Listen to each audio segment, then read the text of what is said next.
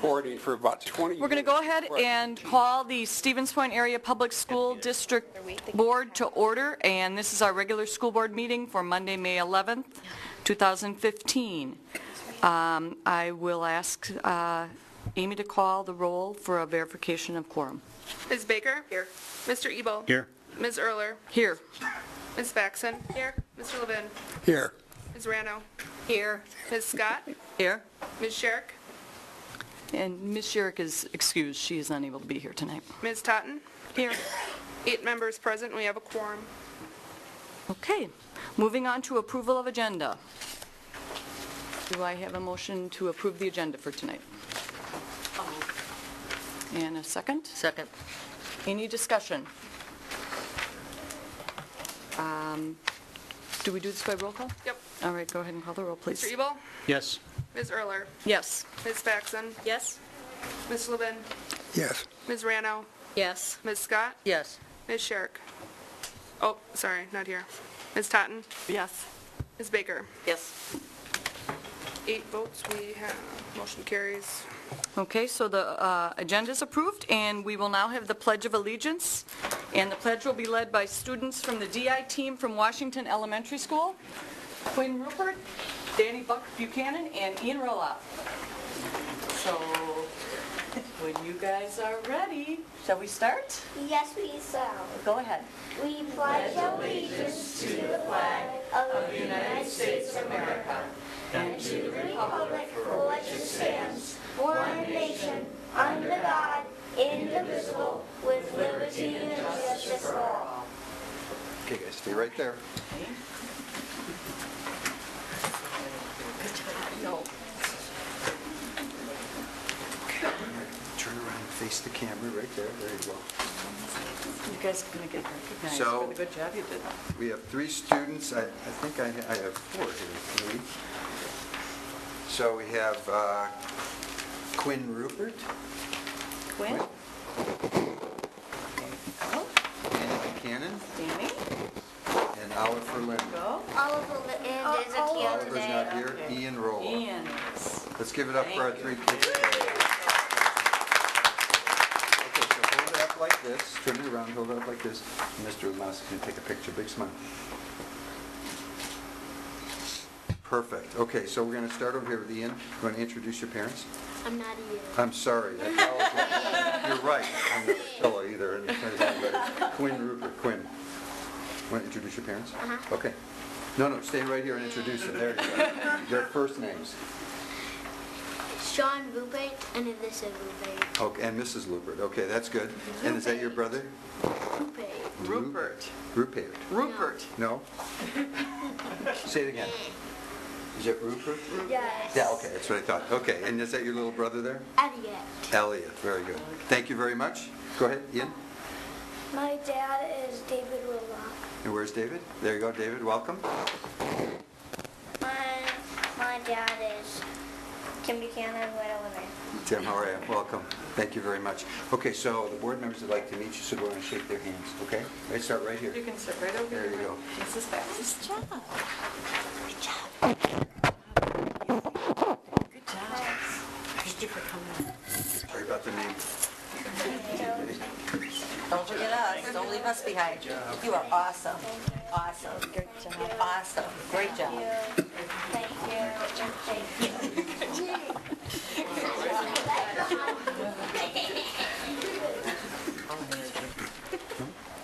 It said fiery on there. Do you get that?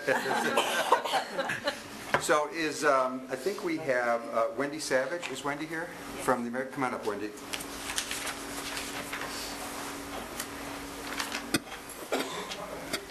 How are you?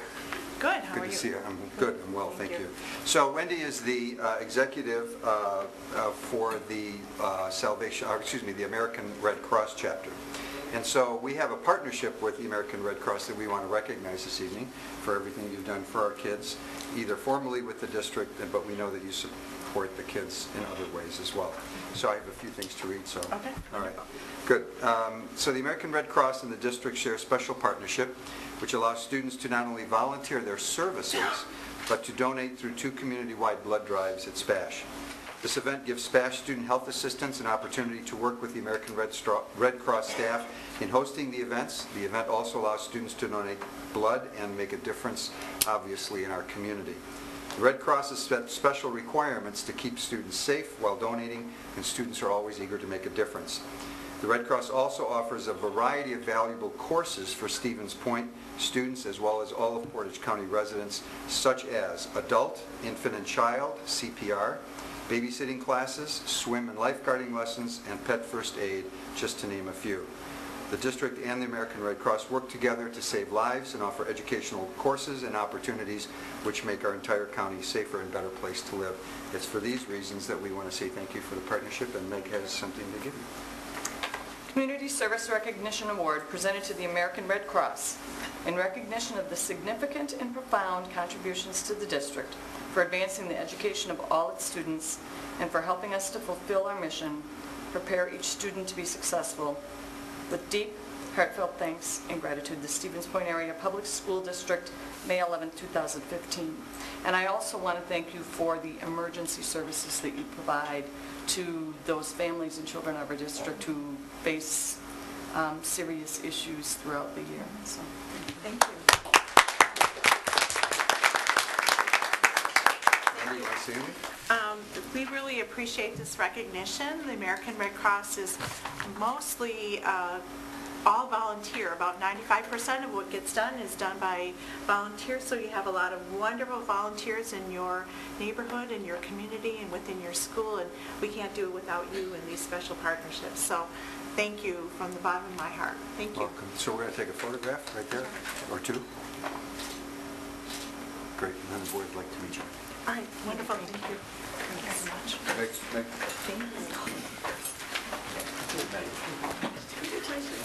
Well, if you want to do that, you can. Thanks, man.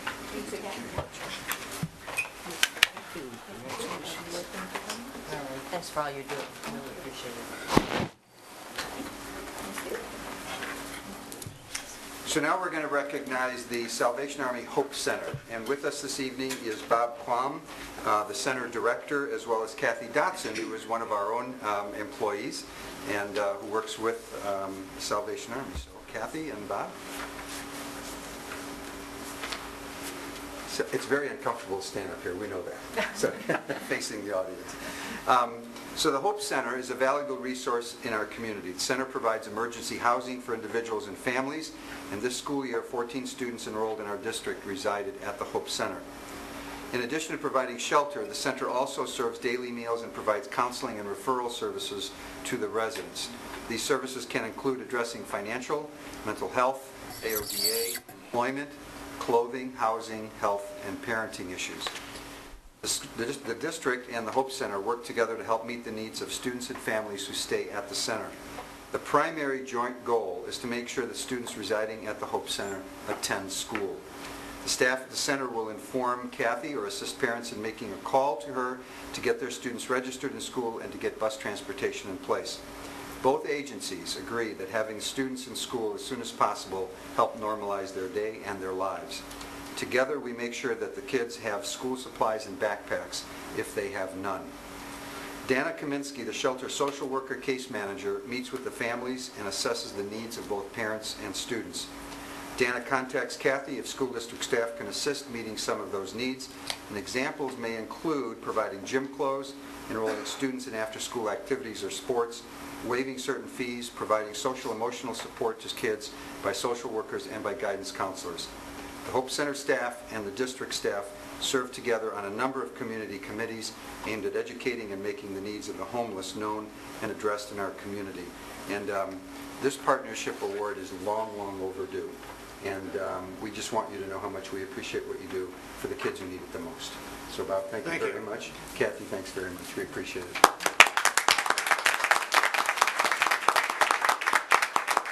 I'd like to read the plaque. The Community Service Recognition Award, presented to the Salvation Army Hope Center in recognition of the significant and profound contributions to the district for advancing the education of all its students and for helping us to fulfill our mission, prepare each student to be successful. With deep, heartfelt thanks and gratitude. This is Stevens Point Area Public School District, May 11, 2015. So thank you for all you do. Thank you very much. Bob, you want to say a few words? Sure. I just thought, I'm very honored to accept this award, and I'm accepting it on behalf of the Salvation Army, and Dana Kaminsky, who is our case manager, who was very instrumental and proactive with our homeless children in making sure they receive an education.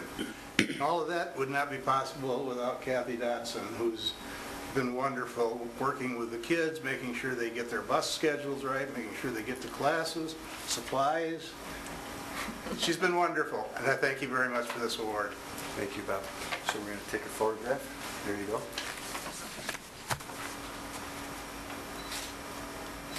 Great. Thank you both. Thank you. Board members.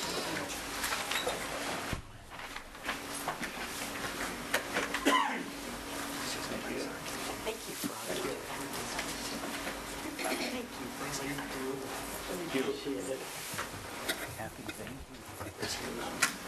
Thank you so much for all you do. So appreciate it. Congratulations and Thank you thanks. for all you do. It's very good. Thank you so much. Thank you. So the next group we'd like to honor is the Stevens Point Ice Hawks Bantam 1A State Championship Team. So if the members of the team would come forward, that would be great. Just file right up here and then turn around and face the camera. Short people in front.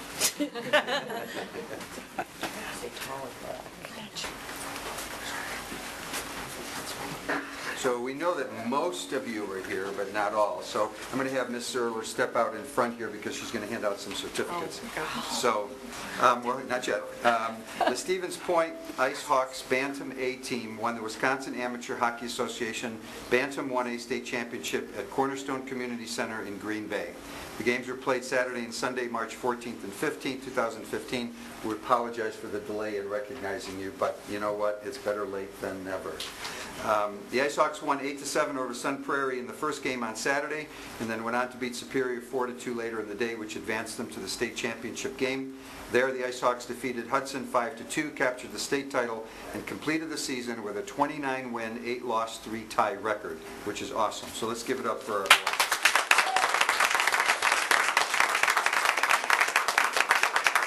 So is there a trophy that you guys won? Is it sitting somewhere? Yeah. Where is it? Is that a It's at the rink? Okay, awesome. So we're going to recognize you, and there are 3 of you that aren't here, so help me out when I get there. And if I mess up your name, just tell me. I'm wrong, okay? Richard Zupan? Here. Is that right? There you go, Rich. Cole Bilke? Sorry, thank you. Mike Glodowski? Not here, perfect. Spencer Wiersba? Spencer's right back there. Barrett Brooks? There you go. Nick Norgrim?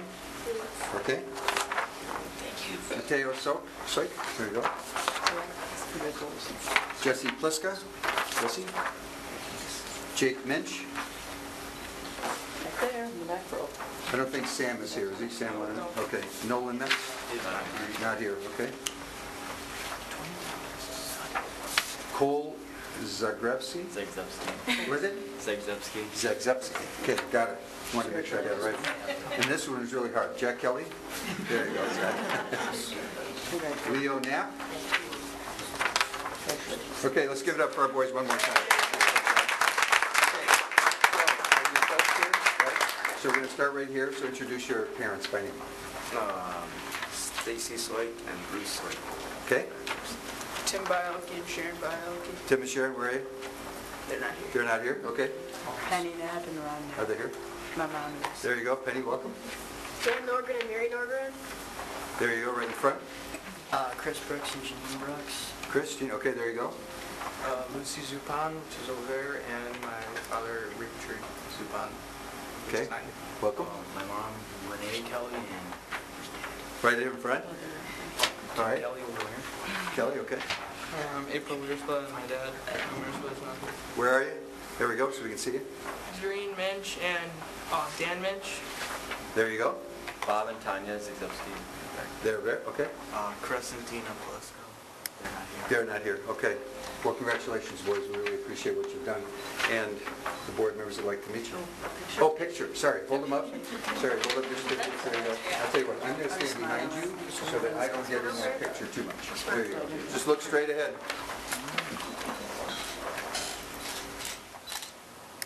Perfect, it's like me on the red carpet. Okay, so Mrs. Faxon right over here, so. Are we still taking photographs? Okay. All right, go ahead, boys, right over there. Start with Mrs. Faxon right there. There you go. All right, who'd you go with? Congratulations, good job. Nice to have you here. Congratulations. There you go. Nice shirt, black, let's go Hawks. Good job. Congratulations. Congratulations, thank you very much. Awesome. Congratulations. Good job. Good job. You worked hard. You're welcome. Played hard. Yeah, you're welcome. Congratulations. Thanks for coming. Congratulations. Awesome team. Good. Thanks. Congratulations. Congratulations. Thank you, parents, for coming. We appreciate your support. And all your hours in cold rinks for 12 months a year. And lugging the equipment. Catherine Young. Is Catherine here? Come on up, Catherine. So Catherine is being recognized. She's a P.J. Jacobs student, right? Okay. And she is being recognized for having completed a service project as part of the requirements of her Girl Scout Silver Award. Catherine conducted an energy assessment of P.J. Jacobs Junior High School. That's pretty awesome. That is pretty awesome. And then she made recommendations to improve energy use. And by doing this, Catherine received the Energy Star Partner status for P.J. Jacobs with Energy Star and the Environmental Protection Agency.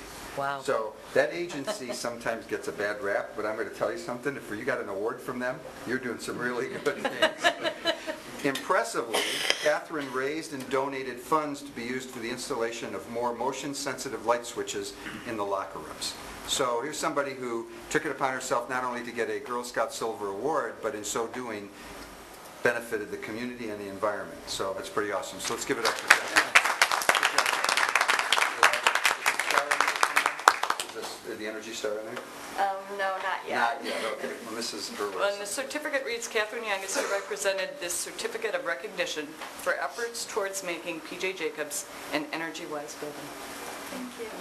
Congratulations. So if you want to turn that around, photograph right there.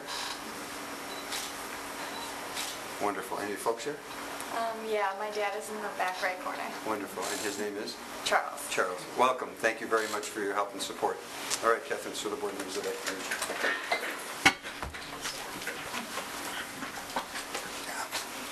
Congratulations, really cool.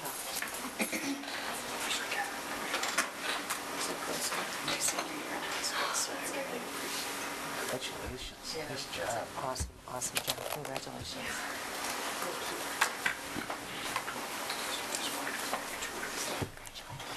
So the next two awards are pretty special. So every year, the Gannett newspaper chain has an award that it gives out to very few students, and there are hundreds of students from across Wisconsin that are nominated. So this year, we had two students who were not only nominated, but who made it through this pretty intensive and rigorous selection process. And one of them simply made it through that nomination process, and we want to recognize him, Lucas Chan. Is Lucas here? Nope, Lucas isn't here. So I'm just going to read this. Lucas is a SPASH senior who was nominated to receive the Gannett Central Wisconsin Media Academic All-Star Award. He was one of 50 high school seniors from central and northern Wisconsin chosen by a panel of judges for this year's recognition. Students were nominated for their academic accomplishments, involvement in their school and community, and leadership quality. So congratulations to Lucas. We'll get him that.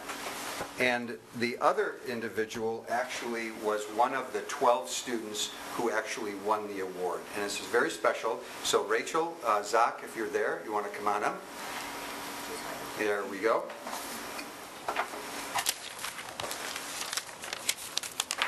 So congratulations. So if you want to turn around, and Mrs. Erler has something to read because we just read everything about you. Rachel Zock is hereby presented the Certificate of Recognition for receiving the Gannett Central Wisconsin Media Academic All-Star Award, given this 11th day of May, 2015.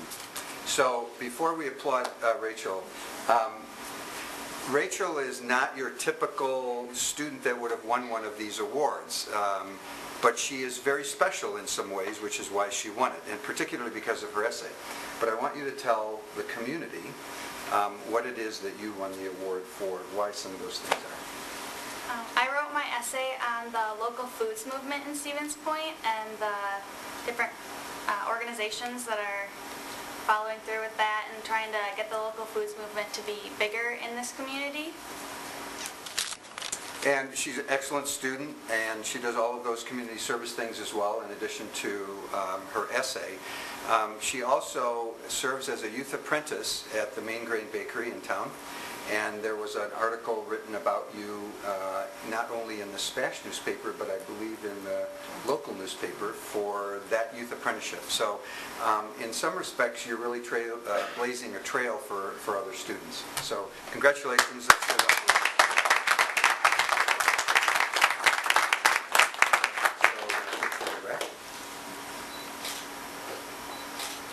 Okay, so you want to introduce your parents and your newfound New Zealand now back, bro.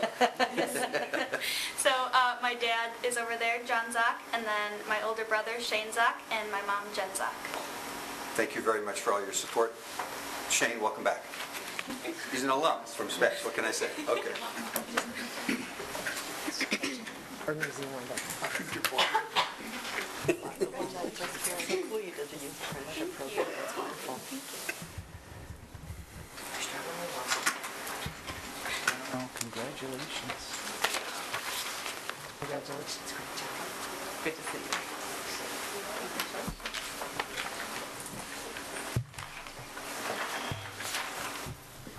So we also have the opportunity to recognize staff, and this evening we have two staff. The first is Jessica Heckel. So if Jessica's here.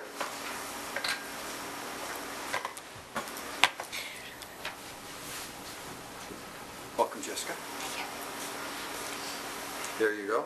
So the district and the board recognize Jessica Heckel for receiving the Outstanding Practitioner in the Field Award from the University of Wisconsin-Stevens Point, which is an award given to a teacher who is an exemplar practitioner. But I'm going to have Jessica explain what it is that you do for us.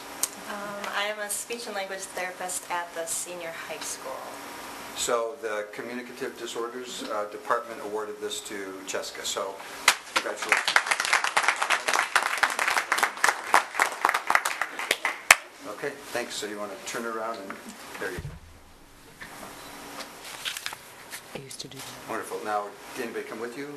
No, my daughter's playing t-ball right now. Yes. So the board would like to meet Jessica. My kids went through that program, and I just can't say thank you enough.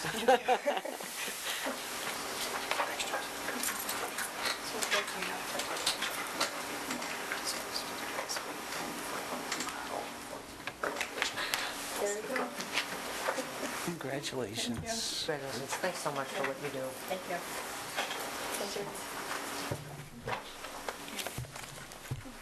So is Tori Suze here? Come on up, Tori. Did I pronounce that right? Seuss. Okay, there you go. So Tori is a first-year teacher at McDill Elementary School and was awarded the Grow Your Library Award by the Learn for Life Advisory Committee. Tori received a $250 stipend or honorarium to spend on scholastic books to grow her classroom library. Tori's exemplified excellence in her work with students, her interactions with staff and community, and has shown a true understanding of what teacher really means. So as a first-year teacher, that's pretty awesome. Great. Yeah, congratulations. So let's give it up for Tori. So maybe you just want to say real briefly what you did to win the award. I have volunteer tutors come in from United Way. They come in once a week and work with 4 of my students. So my 2 volunteer tutors nominated me for this award. So I thank them. Wonderful. Great. So we take a photograph. Great. And the board.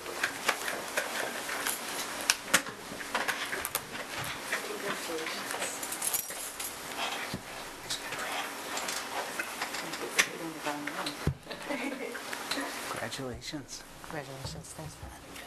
It's awesome. Congratulations.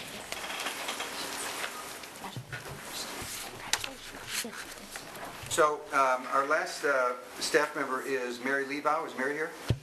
Come on up, Mary. You can see you sitting up front there. So Mary was recognized, Mary's a teacher at Ben Franklin Junior High, and you teach? Cognitive disability students. There you go. Was selected by the Student Council for Exceptional Children organization at the University of Wisconsin-Stevens Point to receive the Excellence in Teaching Award. So you want to talk a little bit about that, why you received that award? I think it's really I take a lot of practicum students within my classrooms at the university, and I have student teachers come in my classroom and they do their teaching. And it's really exciting and fun. So what that really means is that in addition to teaching the students that she has, and in addition to, I would say, supervised educational assistants, she also is taking on people who want to go into that field. And so it's not just taking on mentors and kids who are doing their practicums, but it's really teaching other people to be better teachers. And that's pretty generous of you to donate your time like that and energies while you're trying to do the rest of your job. So let's give it up for Mary.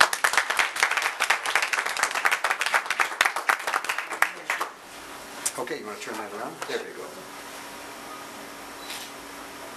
Thanks, Mary. Thank you. Thank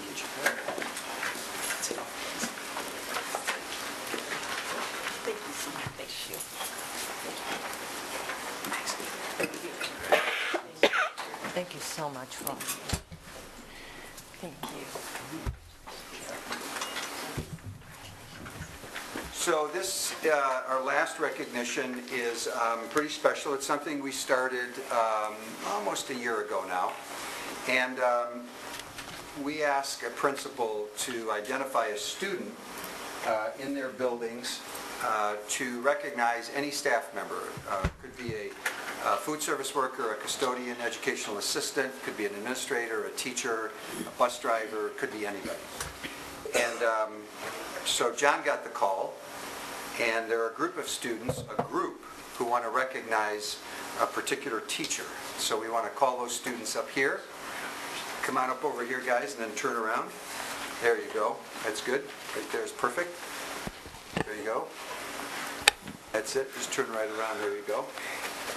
Okay, John, go ahead. So we have some outstanding students here tonight from P.J. Jacobs, and they are here to recognize their favorite teacher, Ms. Monica Berg. And here is what they wanted you to hear about Ms. Berg. First of all, we've got Sam Byer, Nick Ashton, Kaylee Hintz, Haley Gallbeck, and Amelia Morris. And here's what they said about Ms. Berg. She is very nice and very funny. She helps me with schoolwork, like learning about the digestive system.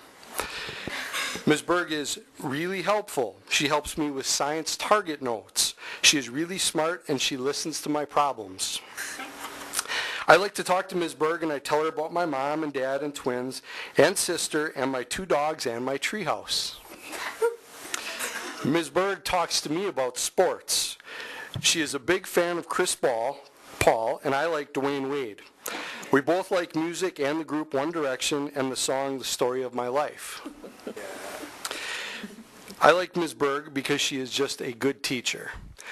And Haley, did you want to read what you brought? Go ahead, Amy. You need to do it up there? Okay. Just go. They can hear you. I want to dedicate this speech to Ms. Berg. Ms. Berg is a good teacher. Ms. Berg helps other kids in need of help. She brings a smile to your face. Ms. Berg likes to read. For Levy, I honor Ms. Berg for her hard work and her personality and friendship. That's what Ms. Berg does. Oh, thank you.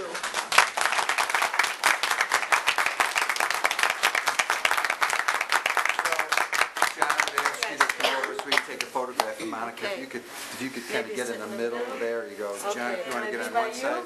I'll get on one side. Okay, so before we take the photograph, though, we want to give you this signed by all of your students. Okay. So this is really a memorabilia piece. It is. All right. So it says this is student staff recognition. This certificate is awarded to Monica Berg, teacher at P.J. Jacobs Junior High School. This student staff recognition is presented to you for the positive and long-lasting impact you have made on us and our fellow classmates and students. We are a family of teachers and learners. May 11, 2015, and each of your students signed it. Okay. So Thank congratulations. you. You're welcome. Thank you. You're the best teacher. Oh, you're the best student. What can I say?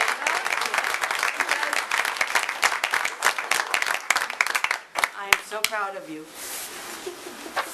Proud of you, Sam, Fix. Nick, Kaylee, Haley, and Amelia. Thank you so much. This means a lot to me.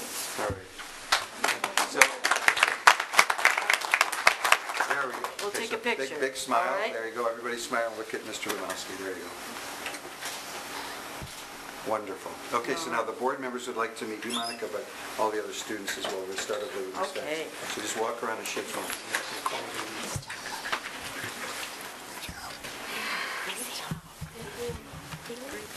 Thank you.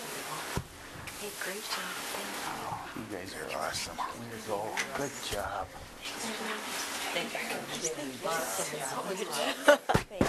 John, we're going to recognize the parents. Thank you. That was my fault. Thank you. Thank you, dude. Amelia, you take care. Yeah, sorry. Yeah, right here. Great. My fault.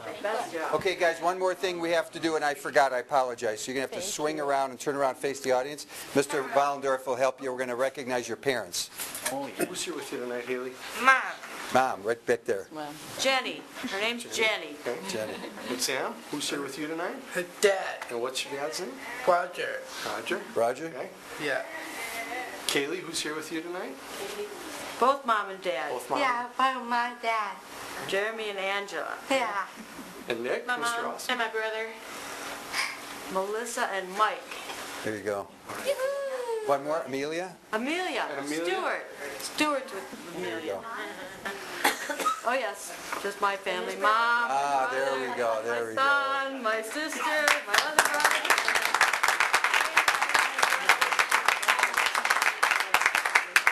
All right. Thank you.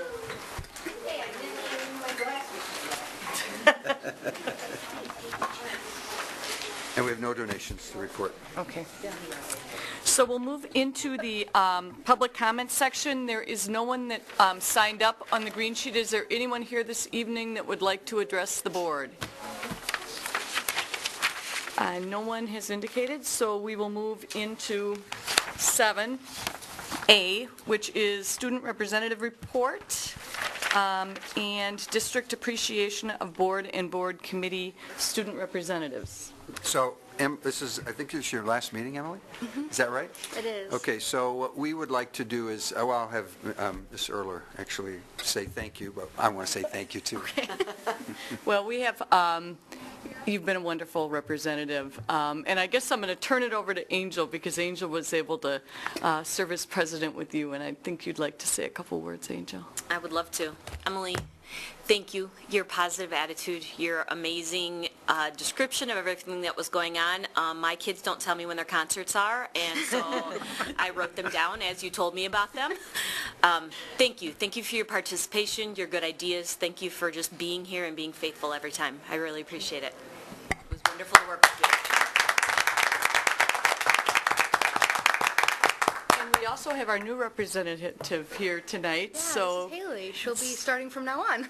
Okay, and so Emily, you want to introduce her a little bit? Yeah, this is Haley Schroffnagel.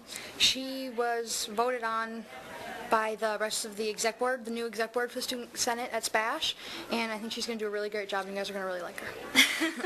Welcome. Welcome. We appreciate you volunteering, being willing to be nominated for this service. So I'd also like each of our committee chairs from this year who had a student rep, just to recognize that student. And You make me say his name. I am. I know, and I don't have it with me. So I'm not a name person, but we did have a wonderful young student, and I feel really bad. I just cannot remember her name. And we had It's a great time. Our students, I actually years ago suggested that one of our community members be a student because that is why we are all here. They have been a source of information that we as adults don't get, and truly appreciated for their commitment. They give us insight that we just don't have. So thank you really to all the student reps. They're wonderful. No, her name is Haley. Haley, I know. And Haley, when she said Haley, I'm like, Different Haley. yeah, different Haley. So thank you, Haley. We really appreciate it. For Business Services, Blaine Banker, I think I'm pronouncing that right, was our student rep, and he did a wonderful job. He made motions. He seconded every chance he could, made a lot of good comments, and was very participatory. I think it was good for us as the elected officials to be on to hear his comments, but it was also good experience for him as well. So thank you, Blaine. I'm sorry you're not here tonight. You won't. We missed our last meeting, or we canceled our last meeting, so I didn't have a formal opportunity to say thank you. So maybe I'll get a card in the mail, get myself organized. Well, and all of the student reps, you'll be receiving a certificate from the district. I was the chair of Policy and Legislative Committee. David Colby was the student on my committee. He was very involved, very active. I think he made a motion the first meeting that he was at. He had insightful questions, insightful comments, insightful suggestions. He must have liked us because he actually put his name in for appointment to the board and indicated at that time that he is seriously considering running for the school board in the future. So anyway, he did a wonderful job, and I'm sure we will be seeing a wonderful group of students coming this next year. So thank you again for all you did. All right. Report? No, Mr. Devine wasn't here. So we don't have anything today. The Wisconsin Association of School Boards legislative update. I guess the only two items that I want to point out are we have now heard from both houses of the legislature as well as the governor that they have every intent of restoring the funding that the governor had proposed, a cut to our district to the tune of over $1.1 million. So we are grateful that they are looking to restore those dollars. However, I do want to make very clear to people that restoration is not an increase. So at this point in time, with respect to both houses as well as the governor, there is no proposed increase for our district for next year. So funding will, the best case scenario is that funding will be flat. And I also wanted to point out that we did receive an email from Amy today about a possible summer Leadership Institute with respect to WASB. I encourage all of you, especially our newest school board members, to take a look at that. The WASB does a wonderful job of providing educational opportunities. Virtually everyone that I've been to has a number of different tracks, so you can choose the one that fits your skill sets and knowledge as well as your interests. So those are available to board members, and I encourage you to take advantage of them if your schedule allows. C, President's Report. I guess I'll just keep talking. Teacher Appreciation. We had Teacher Appreciation Week last week.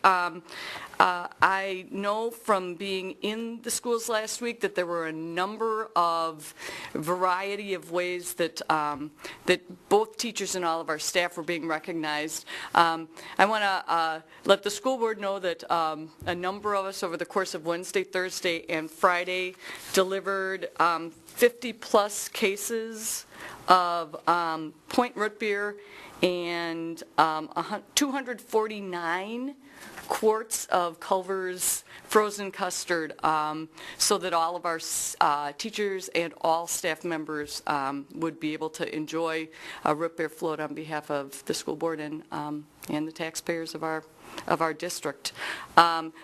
people were very appreciative. It was a perfect week for it because it was very warm last week. So I want to thank the board members that helped with the deliveries, and we hope to be able to add to that for next year.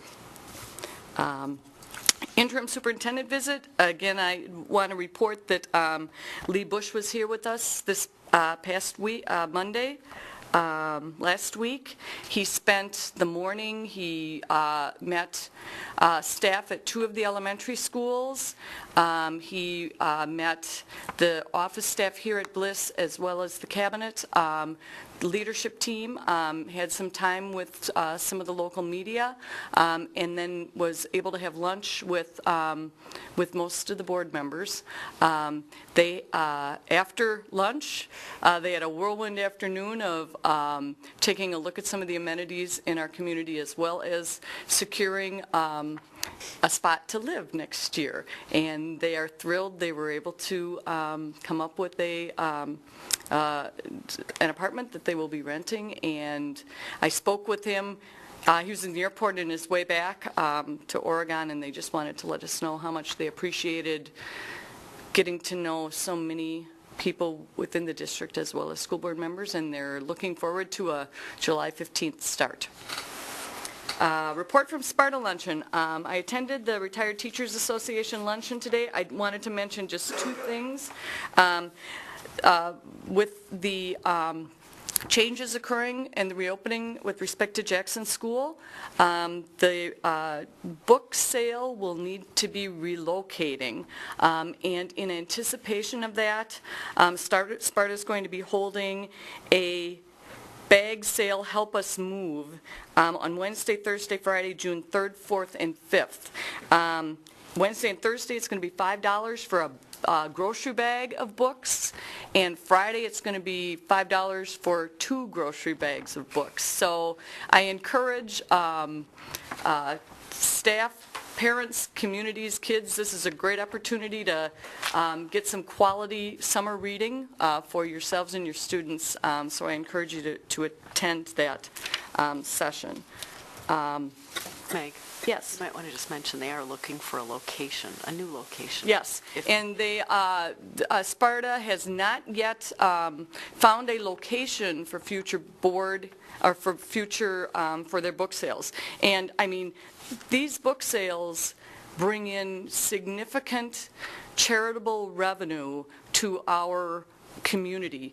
Sparta uses the proceeds from the book sale to invest in charitable organizations that support education of students. This past book sale, the group cleared $8,000. So they are doing a wonderful job of continuing to invest in education and it's hard work. So if anyone is aware of a facility that would be modest in terms of rental and would allow for storage as well as occasional book sales to occur, I strongly encourage you to get in touch with the Sparta Group. They would appreciate that support. Final thing, ongoing facilities tours. We are continuing to move through our facilities with board members touring them. I will continue to send out notices prior to each facility tour. I encourage you to attend those.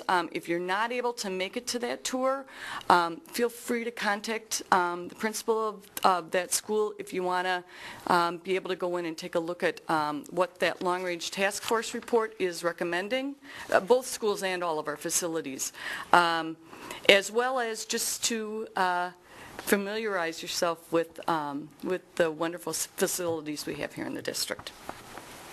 And I will turn it over to 7D, and it's the Point of Discovery School update. So Jen Zock, the president of the governance board, is here, and she's going to provide sort of a semi-annual quarterly update about PODS, and then we have an action item that the board needs to It might become monthly. That'd be good. We'll see. That'd be good. So we'll wait on the action item for a minute so that I can give you an update on what's been happening with Point of Discovery School. We had 55 student applicants, and that's actually the reason why the contract is coming back to you tonight, so we'll talk about that in a moment. Our applicants, a few statistics about our applicants. We have 32 boys, 23 girls, 38 sixth graders, and 17 seventh graders.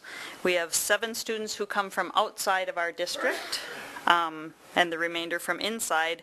And all of the elementary schools are represented, which I thought was interesting. They come from all over our district. We've had a few changes to our governance board of late. Al Martin, he was on the initial advisory meeting, or group rather, with the when we were just very first starting the idea of Point of Discovery School. And his business has been doing very well, so he's simply run out of hours in the day to serve on our board. But his enthusiasm remains high, and he has told us that he would love to come in and be a local expert, which is a hallmark of expeditionary learning, that we have local experts come and talk to the students. So he's just gone for a little while. I told him, Al, you can't go too far because we'll be back asking for your help. Terry Rothman and our lead teacher, Dan Lathrop, have become voting members of our governance board. And the remainder of our governance board consists of Jeremy Solon, Chris Munson, Ray Ackerlund, Sua Chang, Brad Vanden Elzen. Connie Nygaard serves as a non-voting member, and Keel Arnson is our administrator of record. And I really want to thank those people because they have put in a lot of hours over the course of the last year communicating with various community groups and doing all kinds of outreach type events and really getting the school up and running. So it's been pretty neat. I also, though, want to thank all the rest of the staff in the Stevens Point School District who've been helping us, because we need a lot of help. It takes a lot of work to get a school off the ground. And between the support that we receive from our governance board, the school district, the school board, and the larger community, we have just been in good shape. We've had a lot of support from all those areas, and it really helps. Our teaching staff, as you know, is Martha Engebretson and Sharon Loken, who both currently teach in the Stevens Point School District.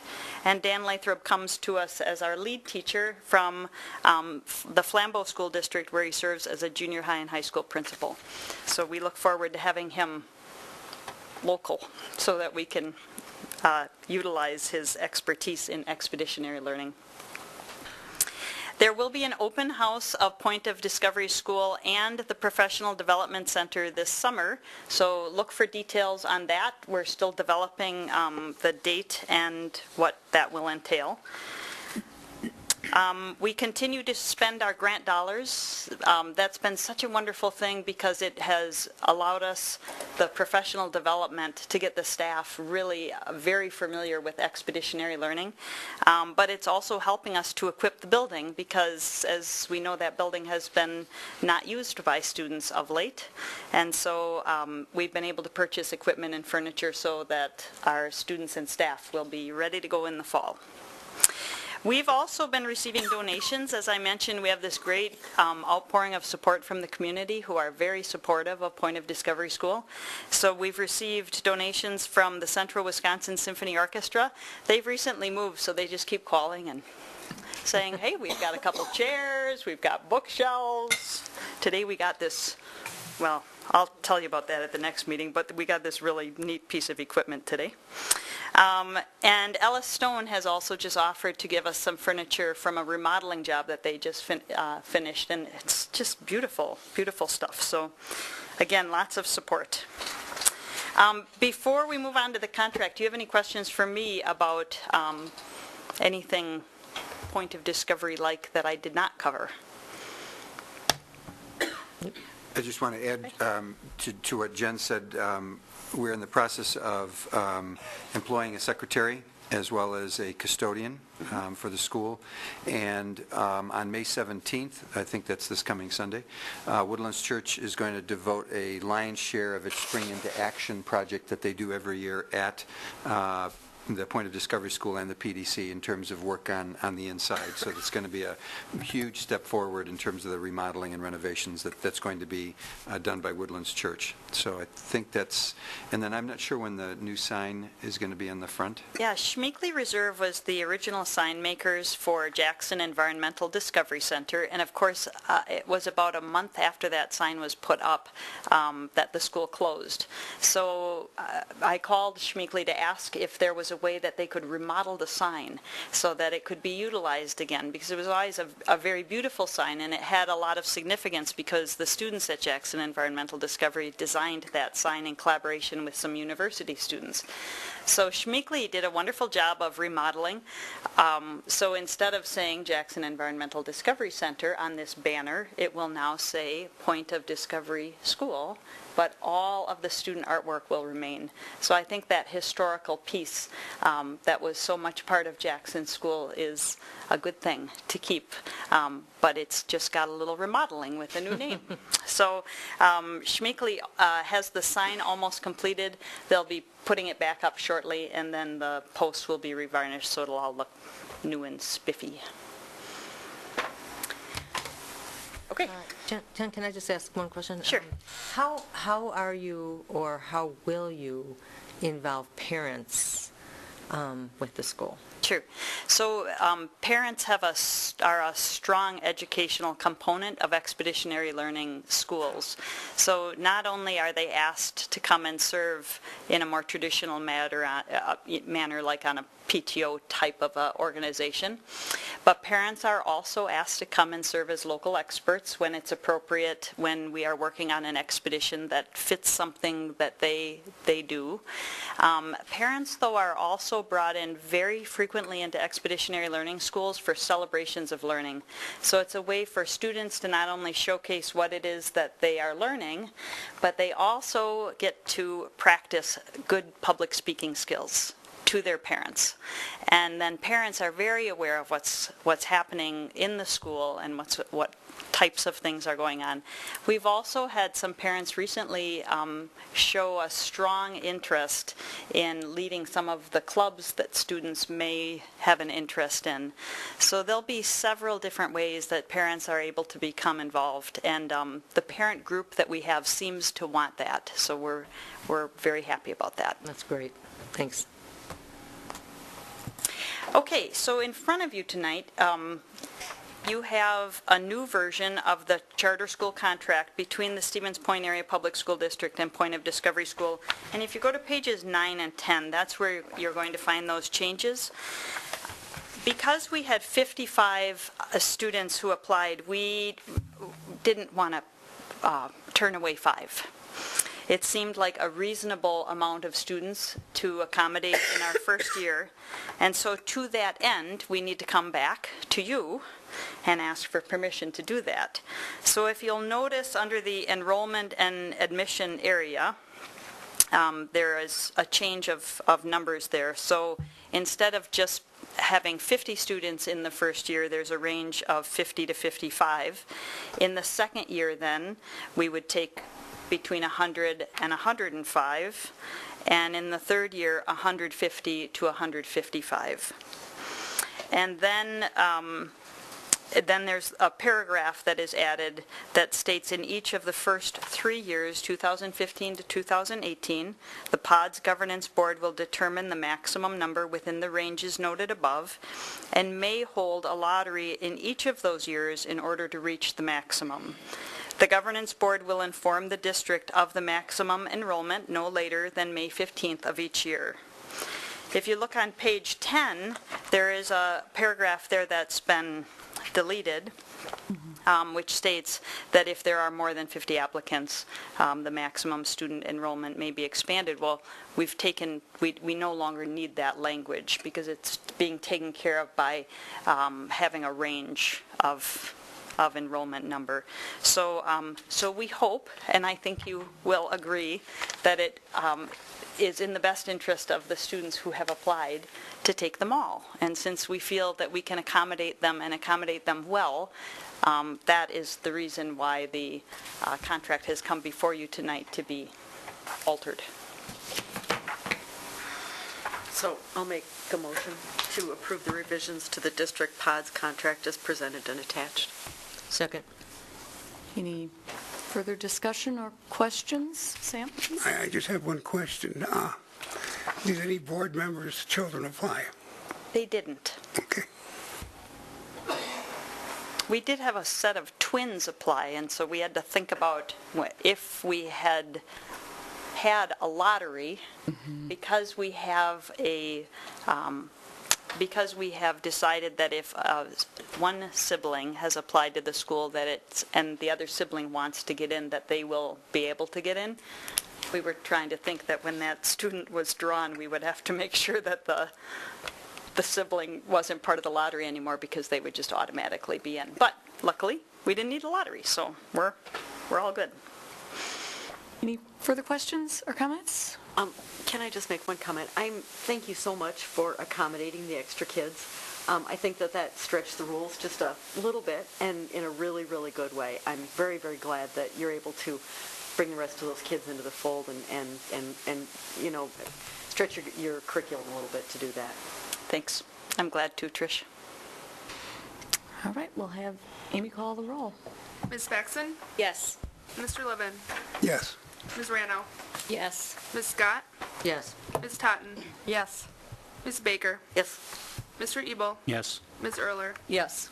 Motion carries 8-0. Well, thank you for that, and we will keep coming back to you and updating you because, well, quite frankly, it's exciting, and we like to share good news, so we'll be back. Thanks, Jen. Okay, we're moving into 7E, which is the superintendent's report. Nothing really to highlight. You have the information in front of you, other than the More Change Coming piece is a pretty significant shift for Wisconsin. And if you take a look at those demographics, it is worth noting. That kind of information is helpful to us as we plan for subsequent school years. One of the things that we've mentioned this to the board on several occasions in the past is that we look at student demographics and then can make some decisions about where some additional resources may be needed within our schools as a result of those changing demographics, as some schools face a more difficult situation than others. So that's a pretty important little article there that's forecasting, I think, what's happening. Other than that, I'd be glad to take any questions from the board. Angel? I just have a question on Badger 38. So other than being a one and done, it's pretty much not even being considered in terms of anything. So it was just a quite literal waste of time and money? I think it would be fair to say that the answer to your question directly is we've been told that the state exam will not be used for assessment of any kind other than a snapshot, and that those assessment results will not be reported on the school report cards throughout the state, and as a result, there will be no school report cards for the state for next year. That is for this year, but they're published in the fall. And the second point that you make is absolutely true, and I reported this to the board a couple of months ago. That exam, just from the state's perspective, was $12 to $13 million, and it will absolutely not be used. I can't tell you, I'm actually having Brian develop as best he can, a indicator of how much it cost us internally to get ready for that exam and to give that exam, because there were thousands of hours of people's time and effort to do that, not to mention the kids sitting and taking those assessments. And it really was a waste, and it's really unfortunate, very unfortunate. So what are we going to do with the information Brian puts together? We're going to use it, and we're going to carry it down to the state level, the DPI, the governor's office, the legislature. We're going to make that known. Not unlike what we did a couple of years ago when we were dealing with the single vendor thing with Skyward. We collected information at our end, and our template was used throughout the state for determining how much money it was costing to make a shift if you were already with Skyward. We're going to do the same thing and make it public, take it to the media, and so on. The public needs to know. This was I can't even begin to tell you as an educator to know that the state spent $13 million and there's no result. It's unconscionable. And I'm very upset about it. I was upset about it when I heard about it the first time 2 months ago. And now to know that we're not going to use those results publicly in any way, and that there's no school report card, and that it can't be used to assess kids. And then I just feel badly for Brian, our tech staff, the TISs, the administrators, the teachers, who all went through training to get ready for this test, and the sincerity and the dedication that they put in to help our kids take this exam in the very best way possible. It just went for naught. And there's a good reason to be angry about this, and it's something I think ought to be made public. If I may, I thank you for saying that you're going to put that information together. I don't know if you saw the cover of the Stevens Point Journal today, but there's a big article on the Badger exam and how it is not being used. And quite frankly, I mean, I recall, I don't know if it was in the technology committee that I've been sitting on or if it's been at the board, but I mean, I probably can think of 5 or 6 times when it's come up talking about the hardware, the software, the training, the professional development that's gone into this. And quite frankly, the article that's in the Stevens Point Journal is really good about talking about the partisan nature of the business that's going on in Madison right now with regards to schooling. And it's very frustrating, very, very frustrating. So I'm glad that you're putting that information together. I don't think that this should be a partisan issue. I don't think that this should be a political issue. And I think that if any funding comes from these tests that we're mandated to take, then it's really important that the tests be significant and relevant. And to just take the test and toss it out is really aggravating. So I'm just seconding. I would echo what you said about it not being political, Trish. I think that one of the things that we can do is to say this should never happen again. That's $13 million of the taxpayers' dollars that could have gone directly to kids in some other way that's lost, and we'll not gain that back. So you're right, it isn't political, but it's to send a message saying this should never happen again. There should be better leadership at the state level to ensure that what we're doing and taking up as much time and effort and money that we have, that it means something.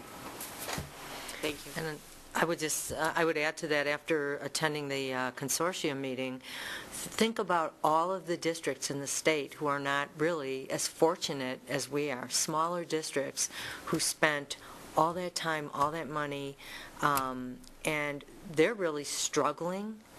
And to have to put forth all that time, money, and effort in a smaller district who doesn't have the bandwidth. I mean, we are very fortunate to have Brian and the staff that we had and the work that they did, but these smaller districts really struggle, and not to have any results from that, it's really sad.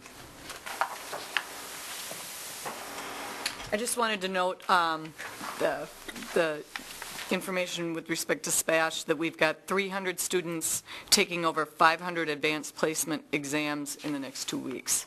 I think that's incredible. I mean, it says volumes about the curriculum at SPASH, volumes about the dedication of a lot of students, and it really allows students to hit the ground running once they've graduated from high school and have moved into their next phase. So I just thought that was a great statistic. Can I make one other comment with regards to the superintendent's report? Mm-hmm. I just really want to take a moment to give a shout out for this article that Superintendent Wenninger put in from the New York Times, and how Portage County does with regards to children that are what they're terming as poor. And there's just one little paragraph here that I just want to read, that I think that our citizens and our community need to know this, because this was in the New York Times. They're talking about Portage County, and they say it's among the best counties in the United States in helping poor children up the income ladder. It ranks 2,236th out of 2,478 counties, better than about 90% of counties. It ranks better for poor children than it does for rich children. And then it goes on to talk about and give a lot of very specific information about how our county does, and we're the biggest school district in the county, so that's a big shout out to our district and how well our district does with kids that are on free and reduced lunch in particular. spectacular. So thank you for putting this in here, and thank you once again to our staff for making this happen. This is why we are a world-class school.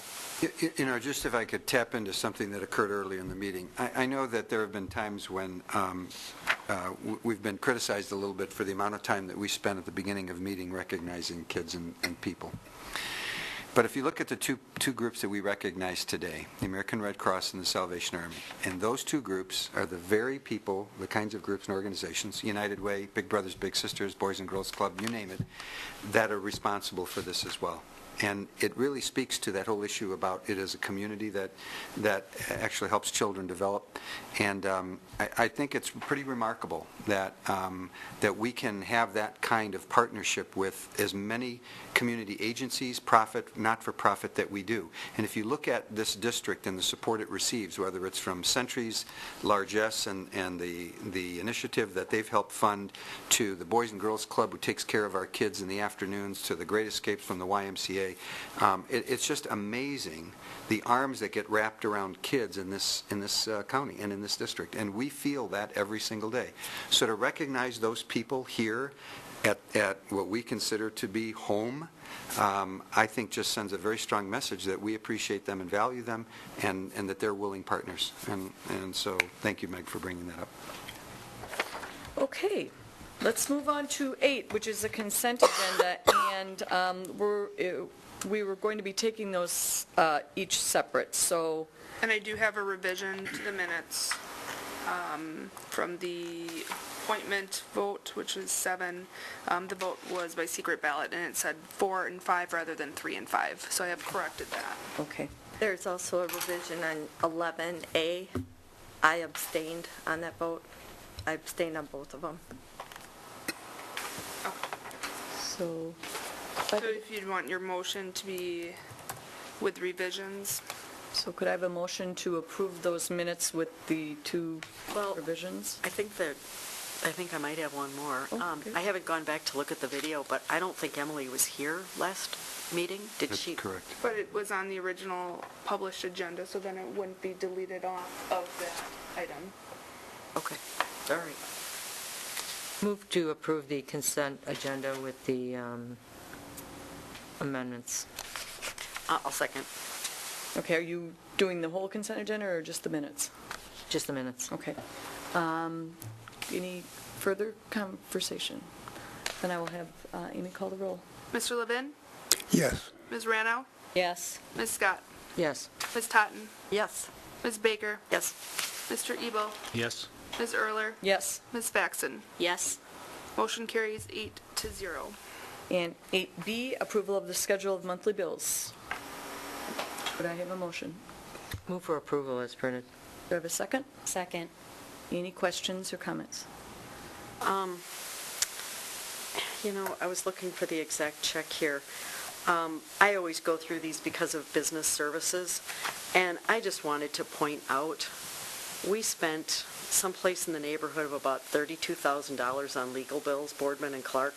I couldn't find our second law firm in here, so maybe we didn't, maybe there wasn't anything, but I'm just making that as just pointing it out, nothing more. Okay. Anything further? Could I have Amy call the roll? Ms. Rano? Yes. Ms. Scott? Yes. Ms. Totten? Yes. Ms. Baker? Yes. Mr. Ebel? Yes. Ms. Erler? Yes. Ms. Faxon? Yes. Mr. Levin? Yes. Motion carries 8-0.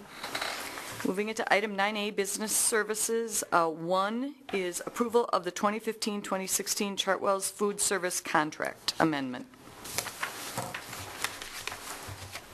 Tom is here if anyone has any questions.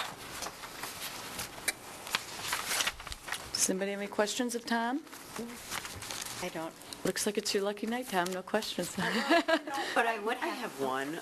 Shoot. I'm sorry. I just have to say, I get what Chartwell's does for us, that they come up with the discounts and they come up with, let's see, on the second page, it recognizes escalator for food service based on CPI.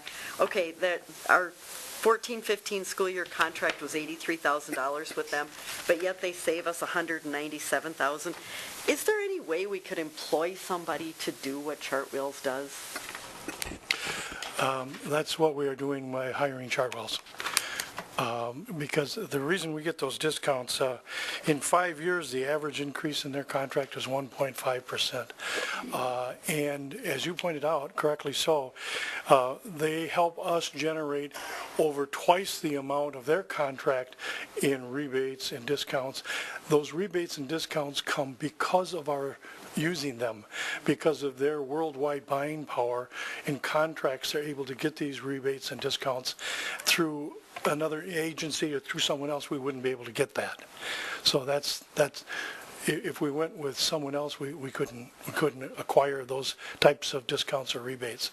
That's one of the large advantages of being with them, as well as the fact that they provide professional development training, purchasing options in other areas, help with our menus and compliance with the Healthy Hungry Kids Free Act, and just a number of other aspects like that.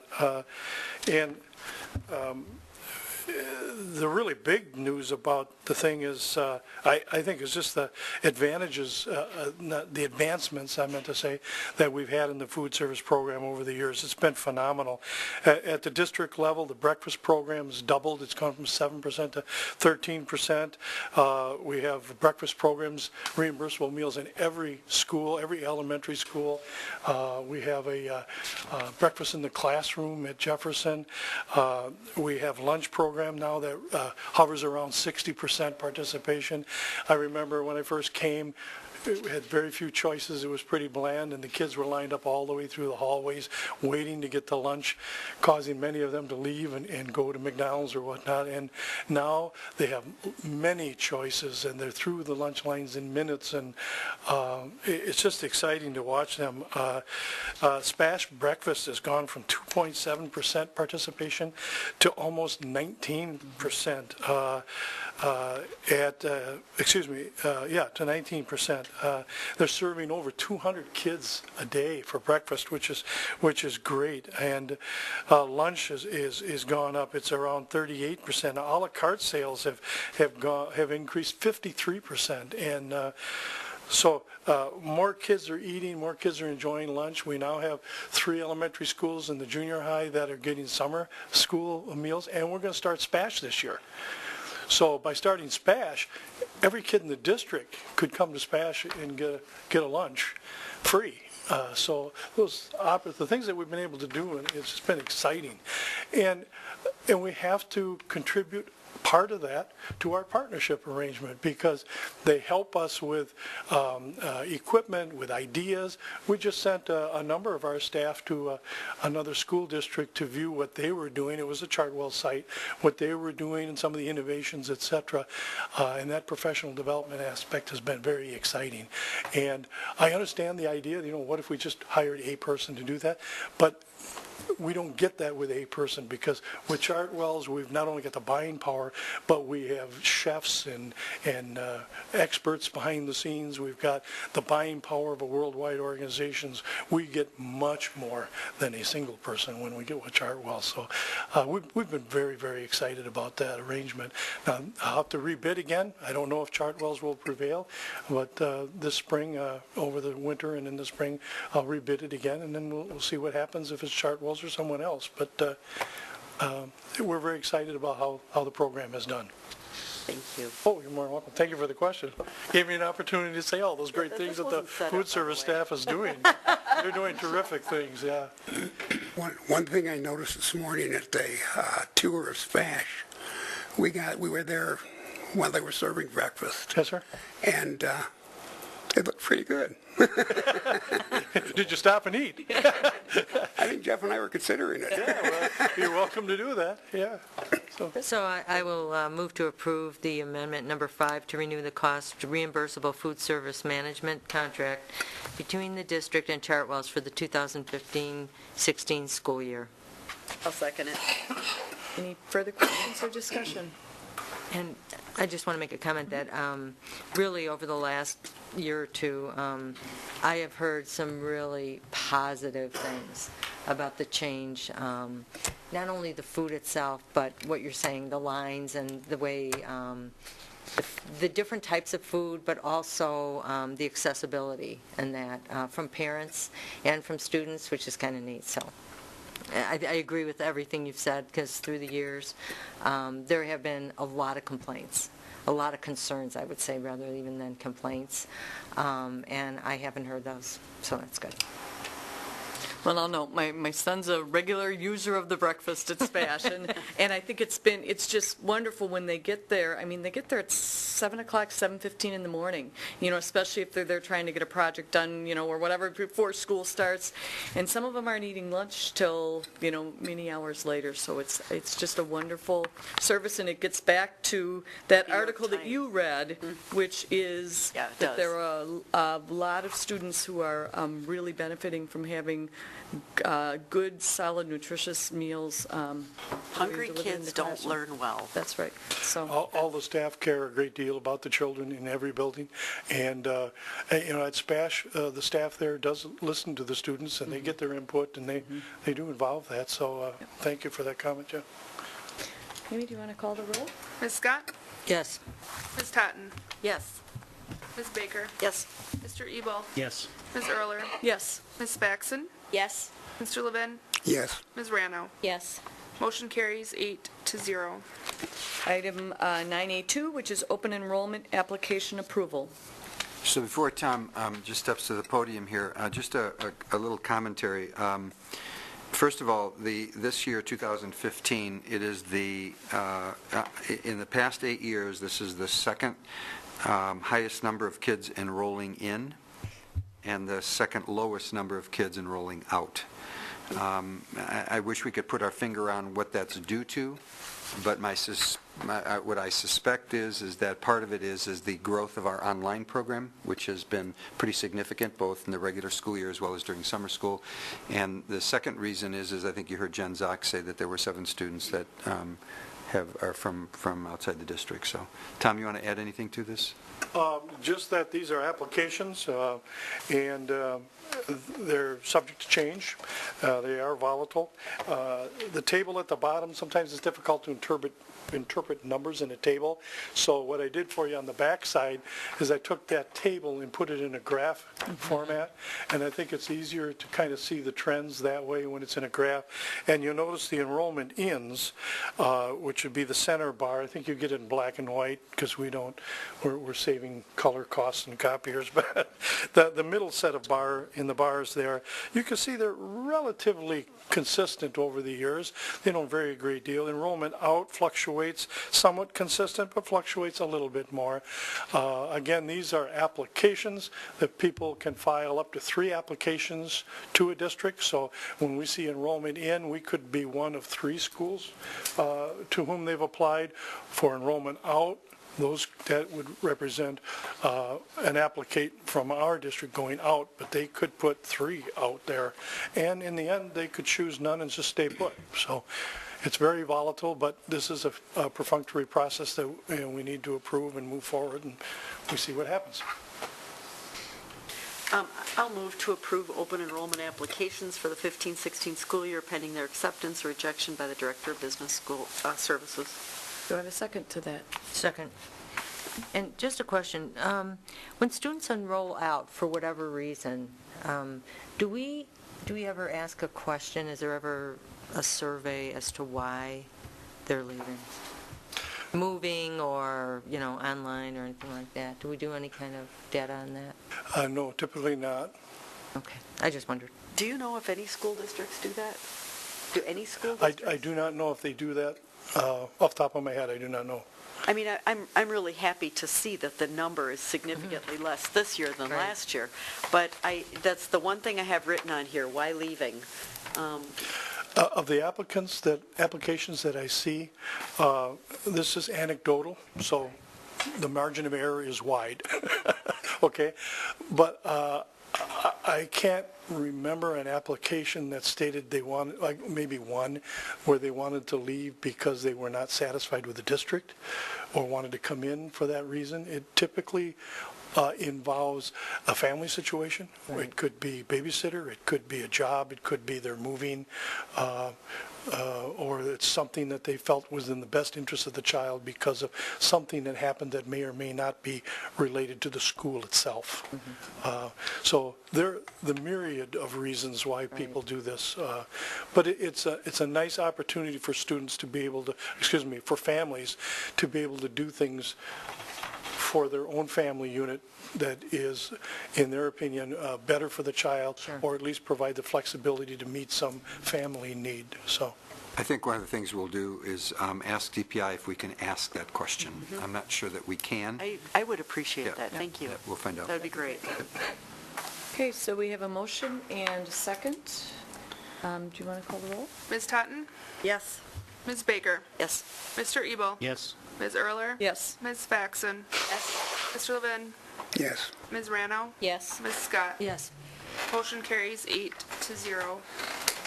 9B, Educational Services. Number 1 is recommendation for district physical education program leader stipend positions.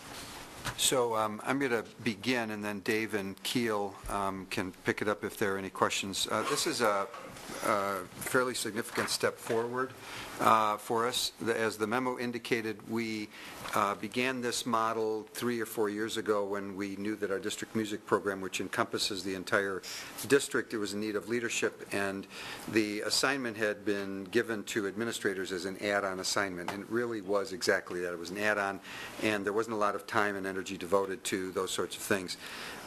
As a result of that, and we were having some difficulty in our music program in a variety of areas, and so we fashioned the stipend, and Dave Poffenbarger has just done a wonderful job with the music program over the past 3.5, 4 years, providing leadership in a variety of ways, staffing, curriculum, equipment, facilities, and so on. We had a PEP grant 3.5, 4 years ago, Dave, I think it was, started in fall of 2010. 2 years ago, yes. Yeah.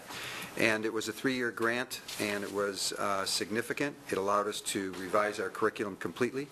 It put in hundreds of thousands of dollars of new equipment that matched that curriculum all of our schools, and provided incredible professional development for our PE staff in order to really look at physical education in a very different way than we had looked at it in the past.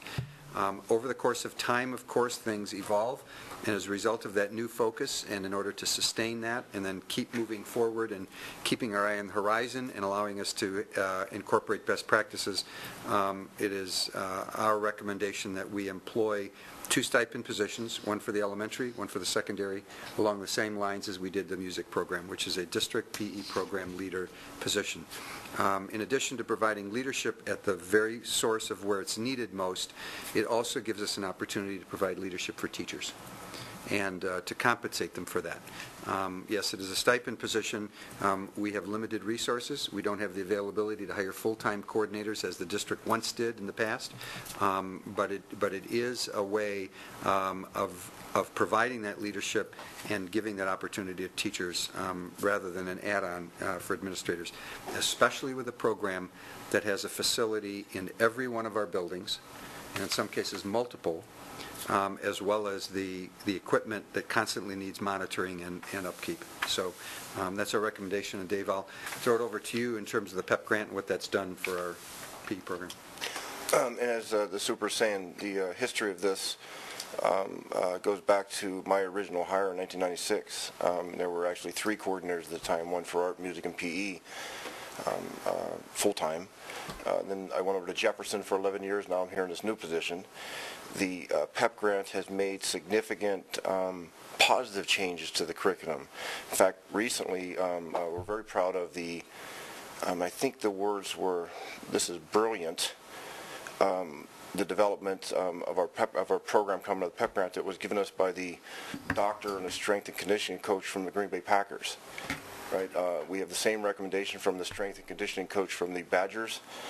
We have a professor of biomechanics from UWL that is interested in studying our program, and she wants to roll it out to all their athletic trainers and wants to go nationally, internationally with it.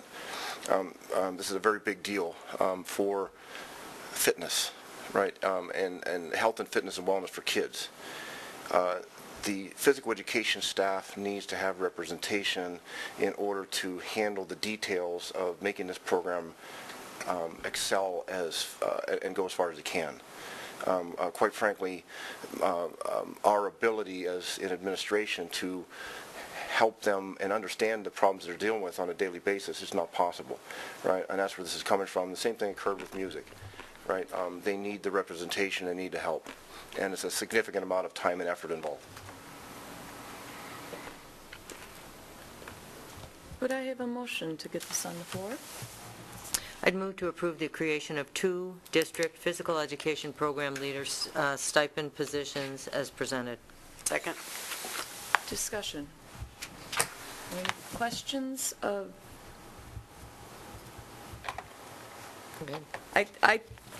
I'm strongly in support of this. I think especially as you look to roll out increasing focus on that kind of lifelong health, lifelong healthy habits, lifelong opportunities to learn those things. The ability to have someone really focusing on creating a level of uniformity throughout the district, as well as allowing for those local variations that we want our schools to be able to have. I think this position is going to be integral in doing that, ensuring that the spirit and the overall letter of what it is we're doing is proceeding, but also being able to work with staff at all those various locations to encourage, coach, educate, and allow, frankly, our people to learn from each other, with that person being the central hub for that. So appreciate you bringing it forward. I just wish you were bringing about 8 more forward. We could do that. I don't know if we'd have enough. Not on the agenda, not on the agenda. I was going to say, too, that this is great to be able to see this, and I hope someday we'll have more for the stipend than what this is, because the stipend, I know, doesn't cover the amount of work that they will put in, which is greatly appreciated.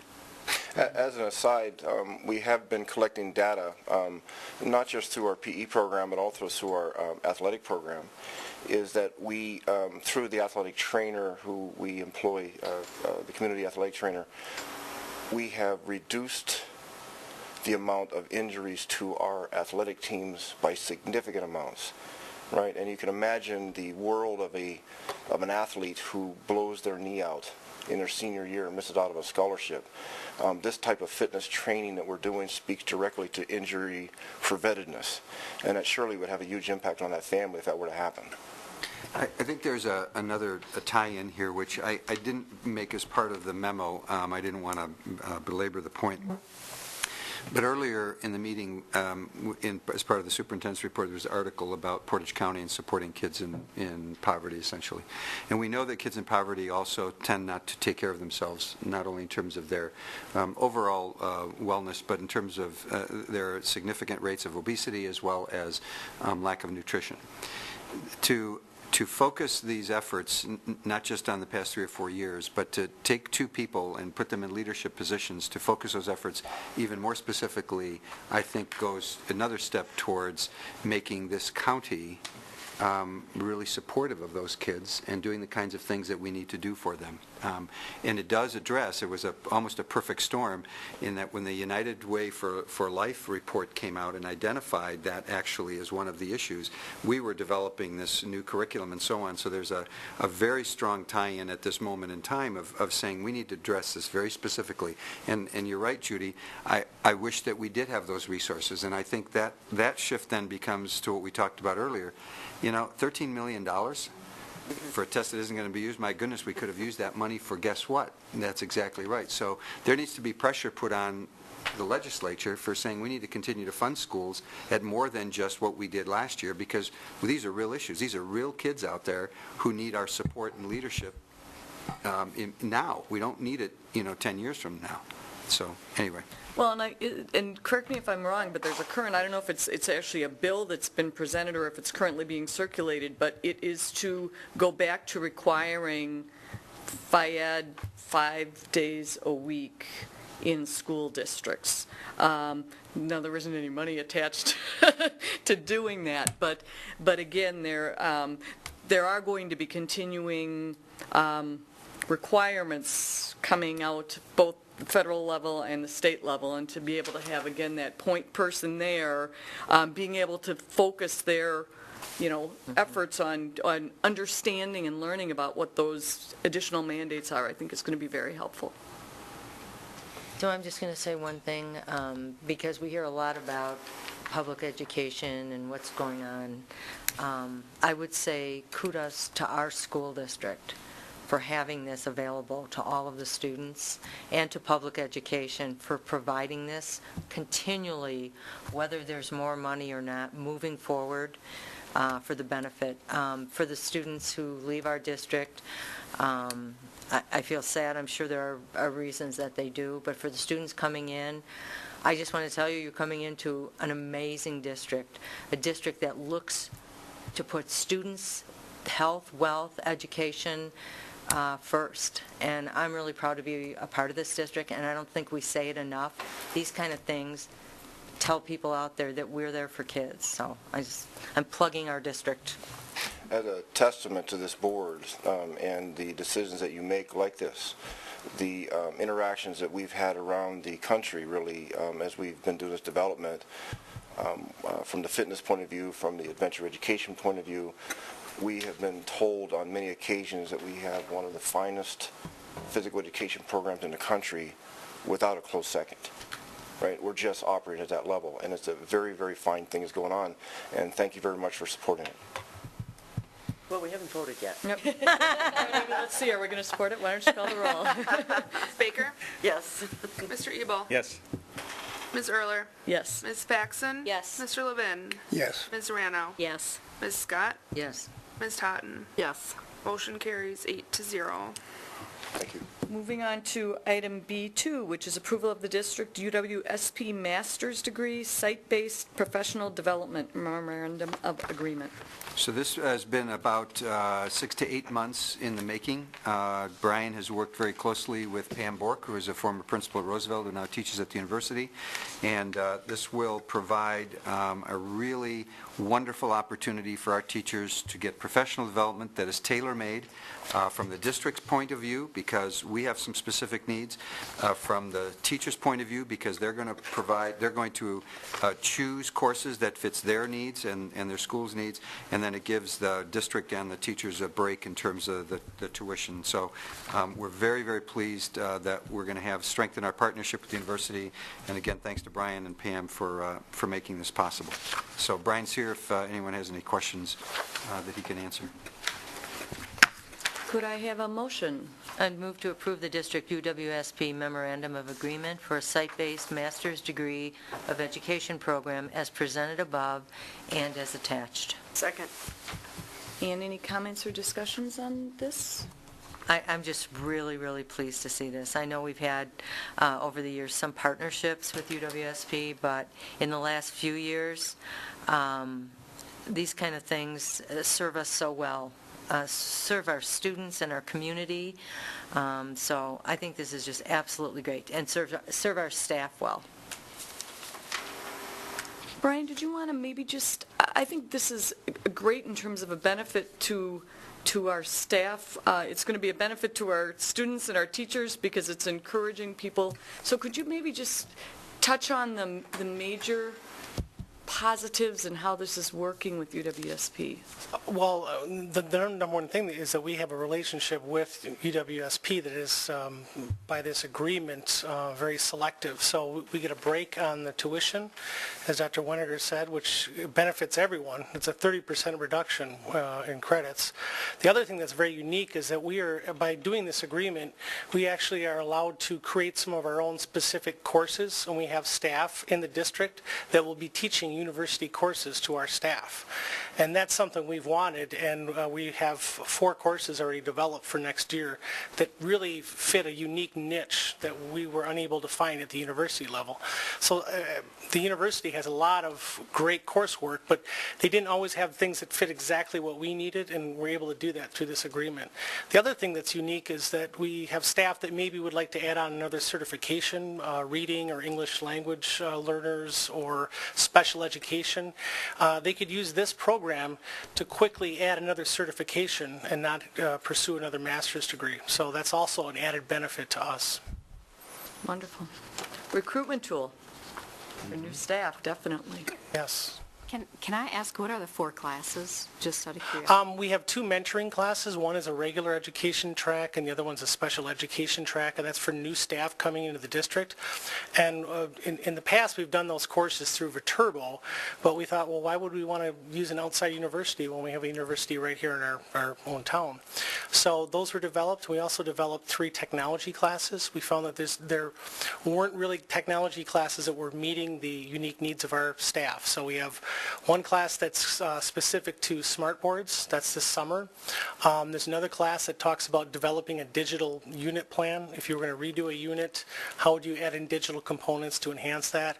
And we have a digital citizenship course for this fall.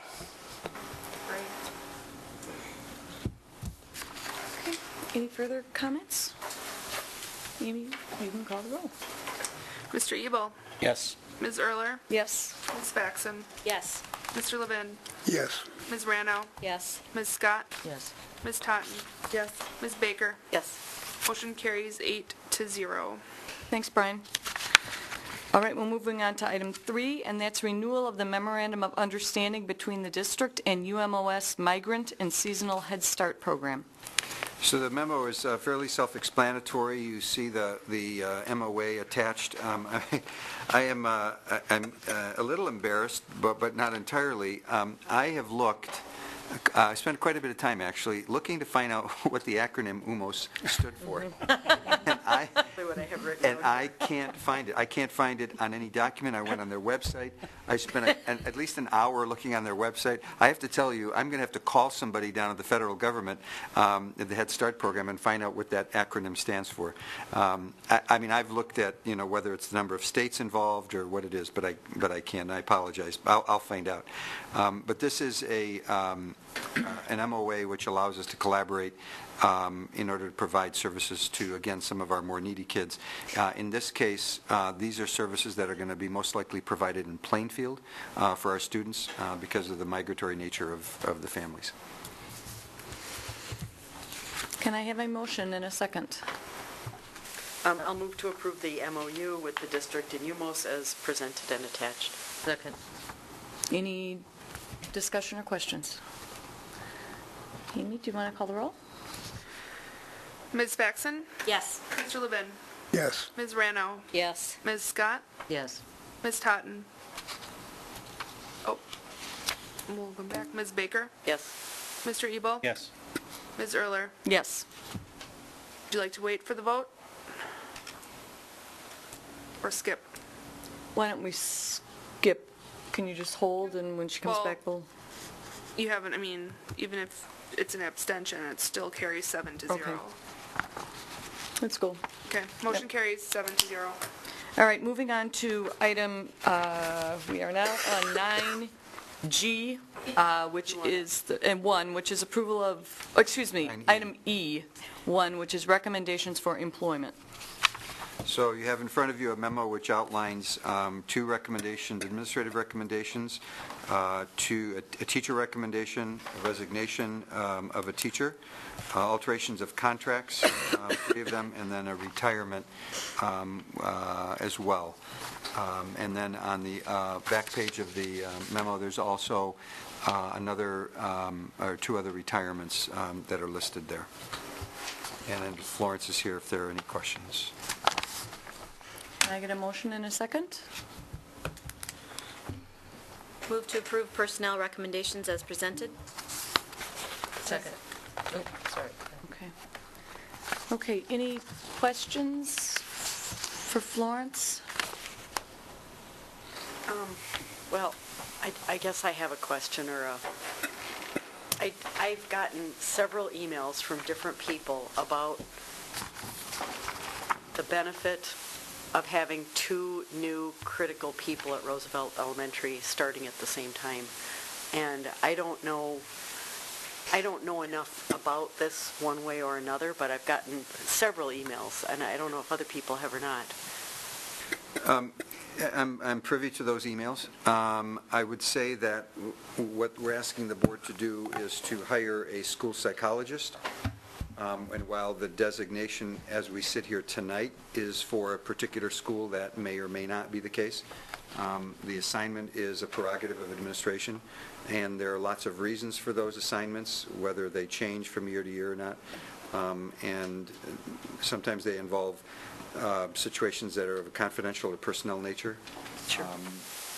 So, again, I'm privy to the emails, and I think what we're asking for tonight is that the board approve, thank you, that the board approve the employment of the school psychologist. Anybody else have any? Just unrelated. United Migrant Opportunity Services. Yeah, that's what I was just told. You found it. Thank you, Tom. Sorry, I had it on Google. Thank you very much. I was looking it up too. No, I didn't look at Google, I went to the hardcore website. You went to the hardcore, yeah? Yeah. Didn't go to Wikipedia. I did. I did have a comment, though. I think if the administration puts forward a request, I think it's up to them to look at those positions and where those people need to be, and I think they will do that. If there's a concern about that, I think it should be brought to the administration, which we're doing now by doing that, and having them, because I don't think we really can decide where a certain person should be, a position should be, because we have no idea. But I think that bringing that forward, that there's a concern, I think bringing that to the administration is absolutely right. But because this is brought forward like this, it doesn't mean it's going to stay there. If they decide that these positions need to be, people need to be in a different school or whatever, I think that's really up to the administration. Sam? Would it be better than if we were to amend the motion that's coming up and say that the hiring of this person at instead of designated a school, but at the discretion of administration? Yeah, the contracts for teachers and administrators already say that, Sam. They already say that the assignment is up to the district, so that could change. And it could change between now and the beginning of the school year. So my comment to Trish earlier about being privy to the emails and to recognizing that as we sit here tonight, the recommendation is to employ the person, and the person's designation as of tonight is Roosevelt, I think still is a spirit of the contract which allows us to make a different assignment. Yeah, it's in the contract reassignment. Assignment there. I also, I guess I'll say this because Kim isn't here tonight, so Kim, this is for you. Do we have any idea why Tessa Trebetowski has submitted her letter of resignation, or any of the other people that have submitted the resignations? I know Kim always asks that question, and I'm always interested in that information as well. Do we know any details? I guess as a board member, I'm uncomfortable with us discussing specific employees and what may or may not, at the board level at a public meeting. I don't think that that's appropriate. I think it's really up to administration to, I know that there's been conversations at a broad level with respect to the possibility of exit interviews, and I think we as a board have agreed that that's something that would be a good thing to do if administration feels like they can do it appropriately. But I don't know that we should be talking about specific employees' situations. That it's not part of the agenda. So one of the things that we can tell you, Tricia, is that we were virtually not staffed in HR at the end of last year and moving into the summer. But Florence has told the board that in October she will have a report about exit interviews that were conducted. They won't be specific exit interviews that you'll get. That's not the purview of the board, is to look at individual personnel, but she'll give categories of why people left, and whether it's retirement or resignation or separation of any kind. I think one of the things that I have learned over the past probably 3 or 4 years is that with Act 10, things have changed a great deal for almost any employee in any district. And people are choosing to leave not just for monetary reasons, but they're much more apt to leave for personal situations that they may not have been in the past, interestingly enough. So I would just caution that we not jump to judgment. For example, we had a number of special education resignations, but everything is not all that it appears. And without the ability to be specific with you publicly, I would simply say, wait for the report to see the reasons that people have left and the exit interviews that HR is conducting now. So you'll have that report in the fall. Sure, I'll look forward to that. I think it's important for us as a board to be looking at the trends and to understand why people are coming and going. And so I'll look forward to that, and I appreciate that. That's good. Yeah, we agree. The trends are important. Yeah. As much as everyone knows where I stand on transparency, I have heard some things also. And I can tell you that, in my estimation, Meg's 100% right. This is not the appropriate time to be addressing this. Any other questions? I had one question, and one of the positions is a half-time position, and I think I've asked you this before, Florence, but my assumption is where there's a half-time position or a less than full-time position, that whatever the benefit structure is prorated to cover. And I had just noticed that again, it was a 50% position, but when I read through the contract, the term 100% was used. But I don't know if that's 100% of the 50%. So it is prorated according to the FTE. So if it's half-time, the benefits, the salary, et cetera, is prorated accordingly. Okay. All right. Thank you. I just also want to make a point about the retirees. I think I can say this without violating anything, that the retirees will be recognized at our annual retirement dinner on Tuesday, May the 26th. So, excellent. Amy, do you want to call the roll? Yep. Mr. Levin? Yes. Ms. Rano? Yes. Ms. Scott? Yes. Ms. Totten? Yes. Ms. Baker? Yes. Mr. Ebel? Yes. Ms. Erler? Yes. Ms. Faxon? Yes. Motion carries 8-0. And item E2 is update on negotiations with the SBAEA. Madam President, I need to recuse myself. Yep. Thank you. Got that, Amy?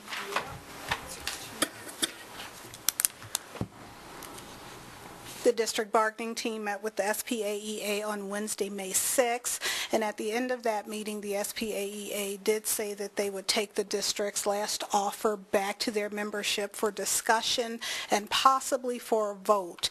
So they're going to take it back to the membership and get direction from them, discuss the district's offer of 1.5% because the district has chosen not to move off of that number. That is our last offer at this time, and so they're going to take it to their membership for discussion and a vote on May 18th, and then we're going to meet again on May 20th to find out the results of what happened with that and go forward accordingly.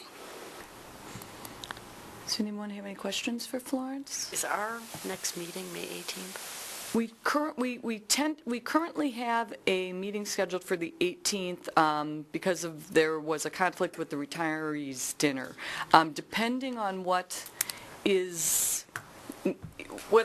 there's something we need to take a look at, we may or may not be canceling the 18th.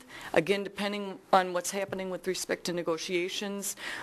We've also considered canceling the 18th and then possibly having a special meeting post negotiations at the last week of the month. Yeah, okay. So we will definitely give you a heads up as to how we're moving on that.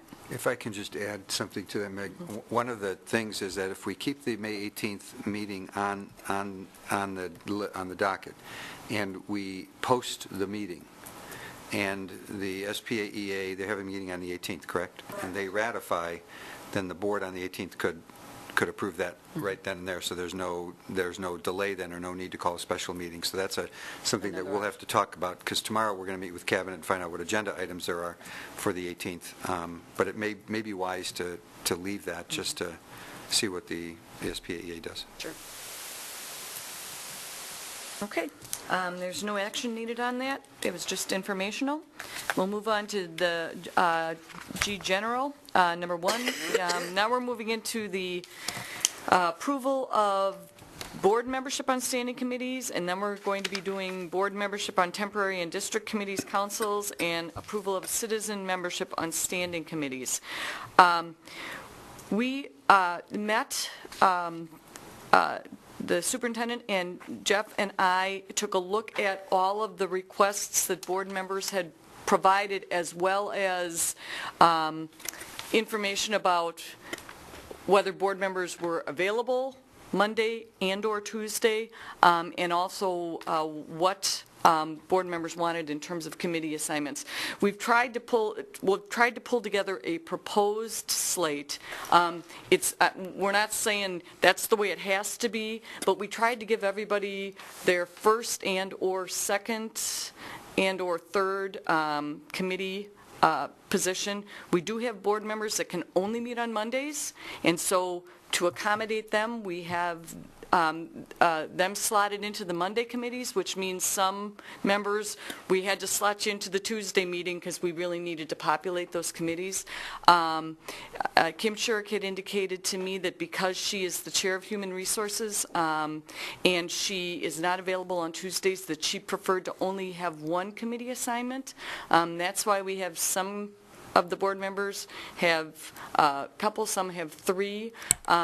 In putting these together, we also kind of took into account the negotiations team as well as an already existing assignment for a member. And having been on the negotiations team, it's a group that meets fairly frequently. So we wanted to recognize that. So I guess we're open to have people make comments. I will note that again, we've got people who are chairs. We tried to accommodate if they wanted one meeting that it would, or just two committees, that it would be on the same night. So if you can't meet one of the nights we've got you listed, or you have some concerns about it, now's the time to talk about it. You have 3 motions here that are each separate? Yeah, we're just doing the board membership on standing committees. That's all we're looking at right now. And I will move to approve the slate of board members for the 15-16 standing committees as presented. Do I have a second? I'll second that. Any discussion? And so I want to read what is being proposed.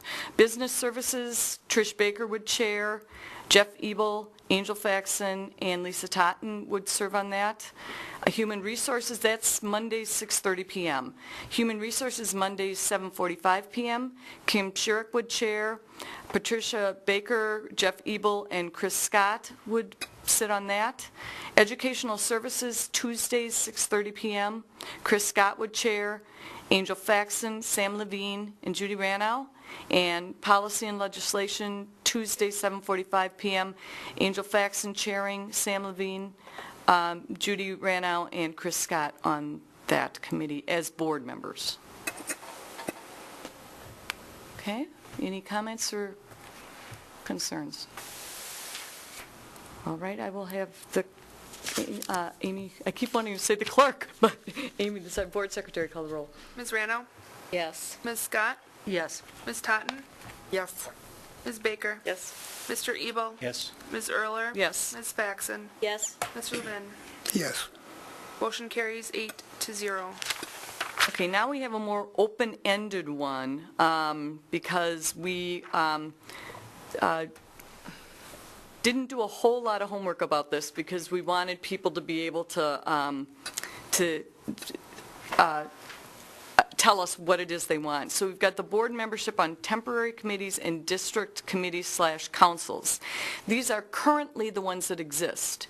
We very well, over the course of the next year, we could be putting together additional ones, but these are the ones right now that we know that we need board representation on. The first one is the Ad Hoc Consolidated Task Force Implementation Committee, and we need 2 representatives for that. Boston School Forest needs 1. CISA 5 needs 1. Human Resources Advisory Council needs 1. Negotiations, we already have populated with Sam and Chris and Kim. SPASH, PLC needs one. Technology Steering Committee needs one. And then the WASB Delegate, Legislative Liaison. Angel has, her name is on there. She had indicated an interest in doing that because she is Chair of the Policy and Legislative Committee, so it made sense that she'd be doing that. So, why don't we take the Ad Hoc Consolidated Task Force Implementation Committee? Can I just ask a question first? Yep. I'll just tell you, I've sat on the Technology Steering Committee, and I'm happy to do that again, unless someone else feels really strongly. I love being on that committee. But could you tell us what SPASH PLC stands for? And then the other thing is, if you could give us an idea of how often you think each of these committees meet, because I know technology met, I think it was every other month we met. So let's take the latter part of your question first. Florence, how often do you envision the HR Advisory Council meeting next year? No. No, this is an existing committee that kind of fell away when I think just as you came on. It was originally... Oh, I'm sorry. I would say every other month. That's what we did last time. Okay, so every other month. So the CISA 5 delegate is actually once-a-year meeting. The Boston School Forest, Quarterly. I think it's quarterly. The SPASH PLC is the SPASH Professional Learning Community, and that was established a number of years ago. Chris actually has been a representative on I that. served on it for a number of years. And they meet, I don't know if they meet. I haven't been on it I don't know if they meet monthly or quarterly or every other month, but it isn't, I don't think it's every month. What it is it's a fairly large group of stakeholders, students, parents, community members, board members, and so on. And they actually really help guide the goals of the school. At least that's the way Mike had it set up. I don't know what John intends to do, but that was its original intent. It's to get broad stakeholder representation and involvement. And then the last one that I want to talk about is the Ad Hoc Consolidated Task Force. So in February, you may or may not remember this. I have it. Okay. Sitting right in my folder. Tom and I put together a 4-page document, which, 3.5, sorry, which outlined a process by which the board could address the Consolidated Task Force. And part of that, a very significant part, and the board adopted, we recommended that the board direct the Educational Services and Business Services Committees to form an ad hoc CTF implementation committee, and that it be comprised of 2 board members from each of the standing committees, excluding the chairs, cabinet liaisons, students, and community representatives. And that group, which was to have been formed a couple of months ago, come forward by the first regular meeting in August and make recommendations about the implications and so on. Well, that's probably going to have to be pushed back a little bit, but that's it. So what I envision is that committee will meet as often as it thinks it needs to meet in order to meet whatever next deadline is set. So at the second May meeting, we'll bring forward recommendation for that timeline. So it'll be revised from what it was originally back in the beginning of February. So it's sort of like some of the task forces and councils that we've had meeting, which is they meet initially and then they say, okay, here's the task. How often would you like to meet? What's everybody's schedule like? So my guess would be it would be at least monthly, because it's a fairly significant piece of work. And so we would be looking, based on what the board had passed, we would be looking at 2 board members, 1 from the Business Services Committee and 1 from the Educational Services Committee. Right. Correct? Right, excluding the chairs. Right. So, do I have any takers? No, I volunteer. Judy had submitted several she was interested in participating. Okay. Judy, was that one? That was one. Boston School of Technology were the 3 I was interested in. So.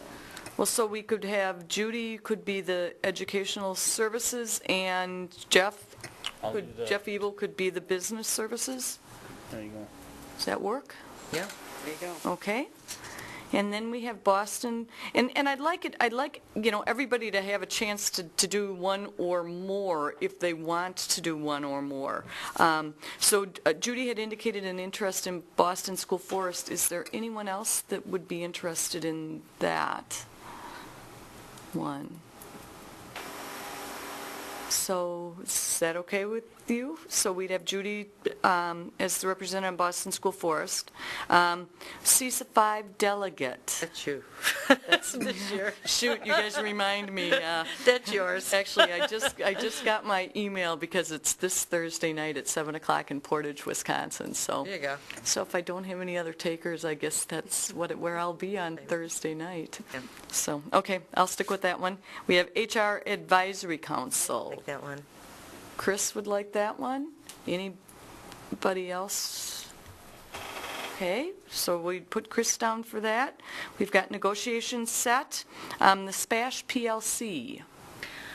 I don't know how that's, just a comment, I don't know how that's running now. Initially, we received a grant, and I want to say, I hope I'm not remembering this wrong, $1.5 million from Dave Obie, which is where we started our PLC, and how did we want to spend this money at SPASH. And we had a facilitator who came in, Mary Pfeiffer was the principal at the time, but we had stakeholders from all of the community.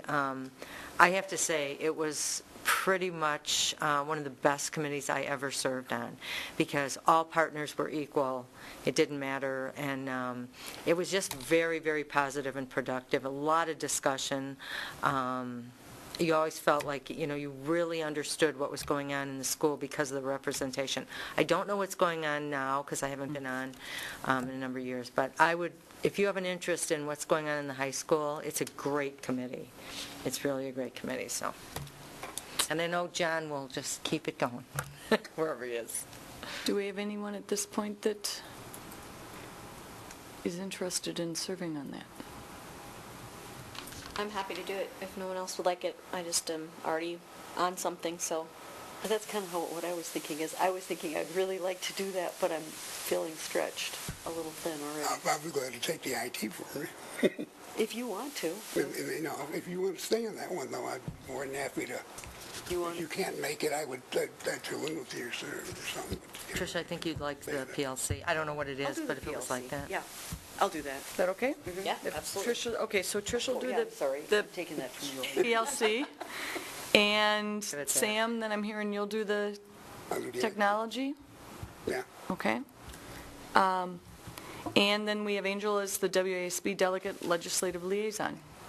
So, sounds like we have Yeah, motion to a approve motion. those. Could I have? I have a question. As WASB delegate, is that talking about at the January thing?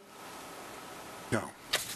Well, yes, you'd be taking forward those. Okay.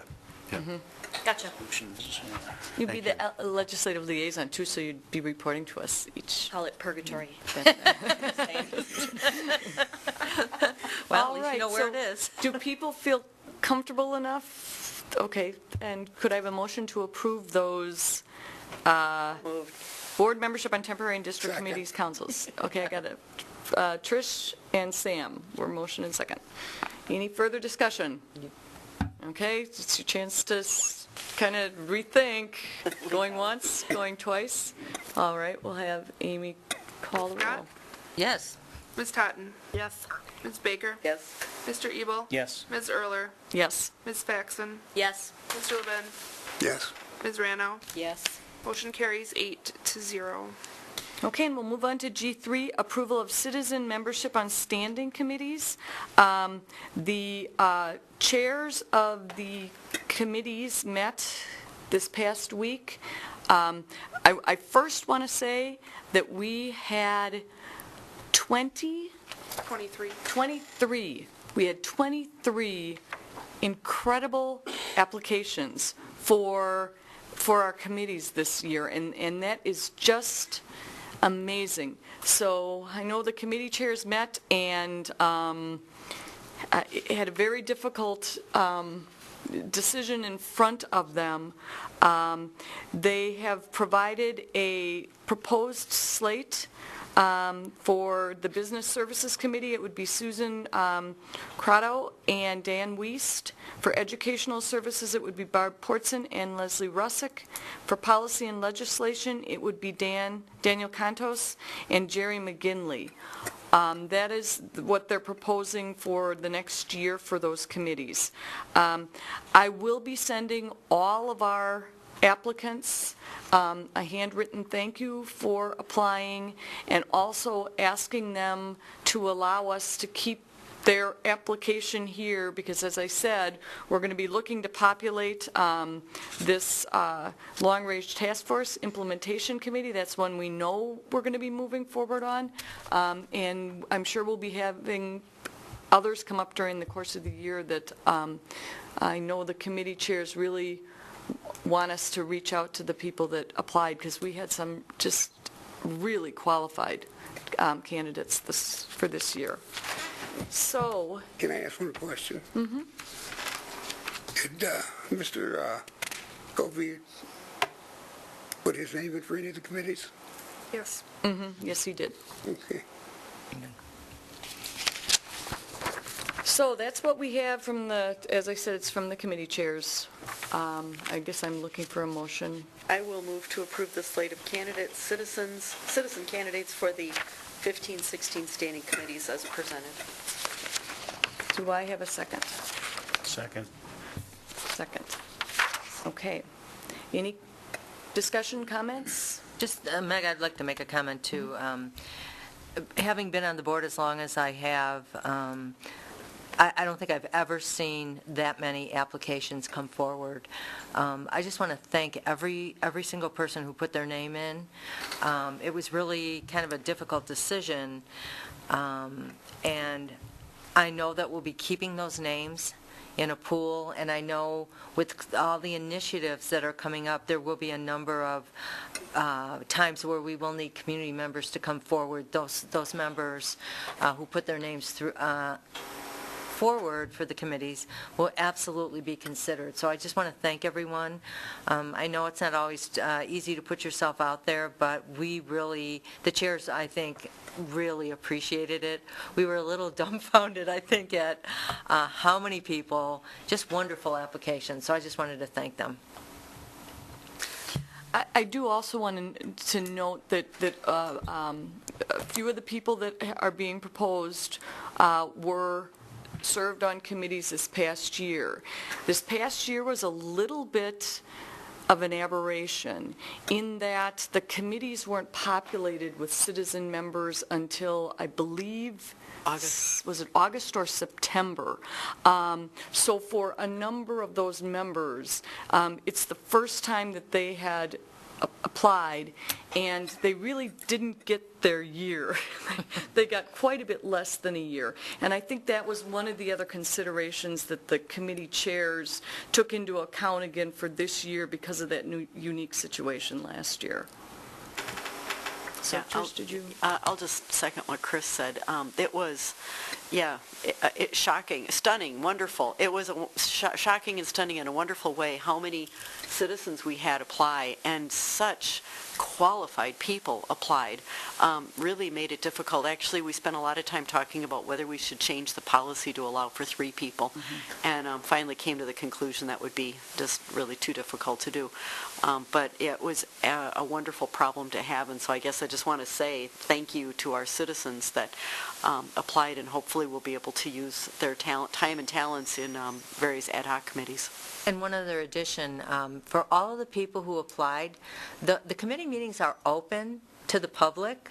So if you think you're still interested in our school district, whether it be as a community member on the committee or a possible future board member, please come and join our committees. Each committee meeting is an hour and 15 minutes, where the ones I've attended, I chair educational services, but they're pretty positive and pretty productive, and I think you get a great understanding of what's going on in the committees when it comes to the board level. So I would like to invite everyone, come and visit for an hour and 15 minutes at whatever committee you volunteered for, and see what kind of discussion it is, because next year you may want to, do either a committee or possibly be a board member. Anything else? Can I have Amy call the roll? Ms. Totten? No. Ms. Baker? Mr. Ebel? Yes. Ms. Erler? Yes. Ms. Paxson? Yes? Mr. Levin? Yes. Ms. Rano? Yes. Ms. Scott? Yes. Motion carries 7-1. Okay, item 10 is meeting dates, times, locations. Right now, we do have a second regular May meeting scheduled for May 18th. And we now have 11, which is, we have closed session. We have two closed sessions. A, 1985, paren 1, paren C, considering employment, promotion, compensation, or performance evaluation data of any public employee over which the governmental body has jurisdiction, specifically an elementary teacher, and B, 1985, paren 1, paren C, considering employment, promotion, compensation, or performance evaluation data of any public employee over which the governmental body has jurisdiction, specifically negotiations with AFSCME, SPAEA, and Teamsters. I'll move to go into closed session. I have one question on the future agenda items. You have to bring those up in advance. What the board did last year is there is a form that Amy has that board members would fill out indicating what agenda item they were interested in. And then we would take a look at that. I believe, well, it was the board and vice president and superintendent takes a look at that and determines whether it's an item that that can be provided through information or should go through the committee structure or more than one committee, because sometimes you need to take it through more than one committee, or an item that would go directly to the board. So you can get, any board member can get forms from Amy, and you can go ahead and fill that out. We'll try it and see if it's working, and go from there. So I need a motion to go into closed session. So moved. And a second? Second. Okay. And Amy, could you call the roll? Ms. Baker? Yes. Mr. Ebel? Yes. Ms. Erler? Yes. Ms. Paxson? Yes. Mr. Levin? Yes. Ms. Rano? Yes. Ms. Scott? Yes. Ms. Totten? Well, I know this can be done in closed. I prefer to do it in open, no. Motion carries 7-1. We are in closed. You're in closed session. At 8:41 p.m. We'll take a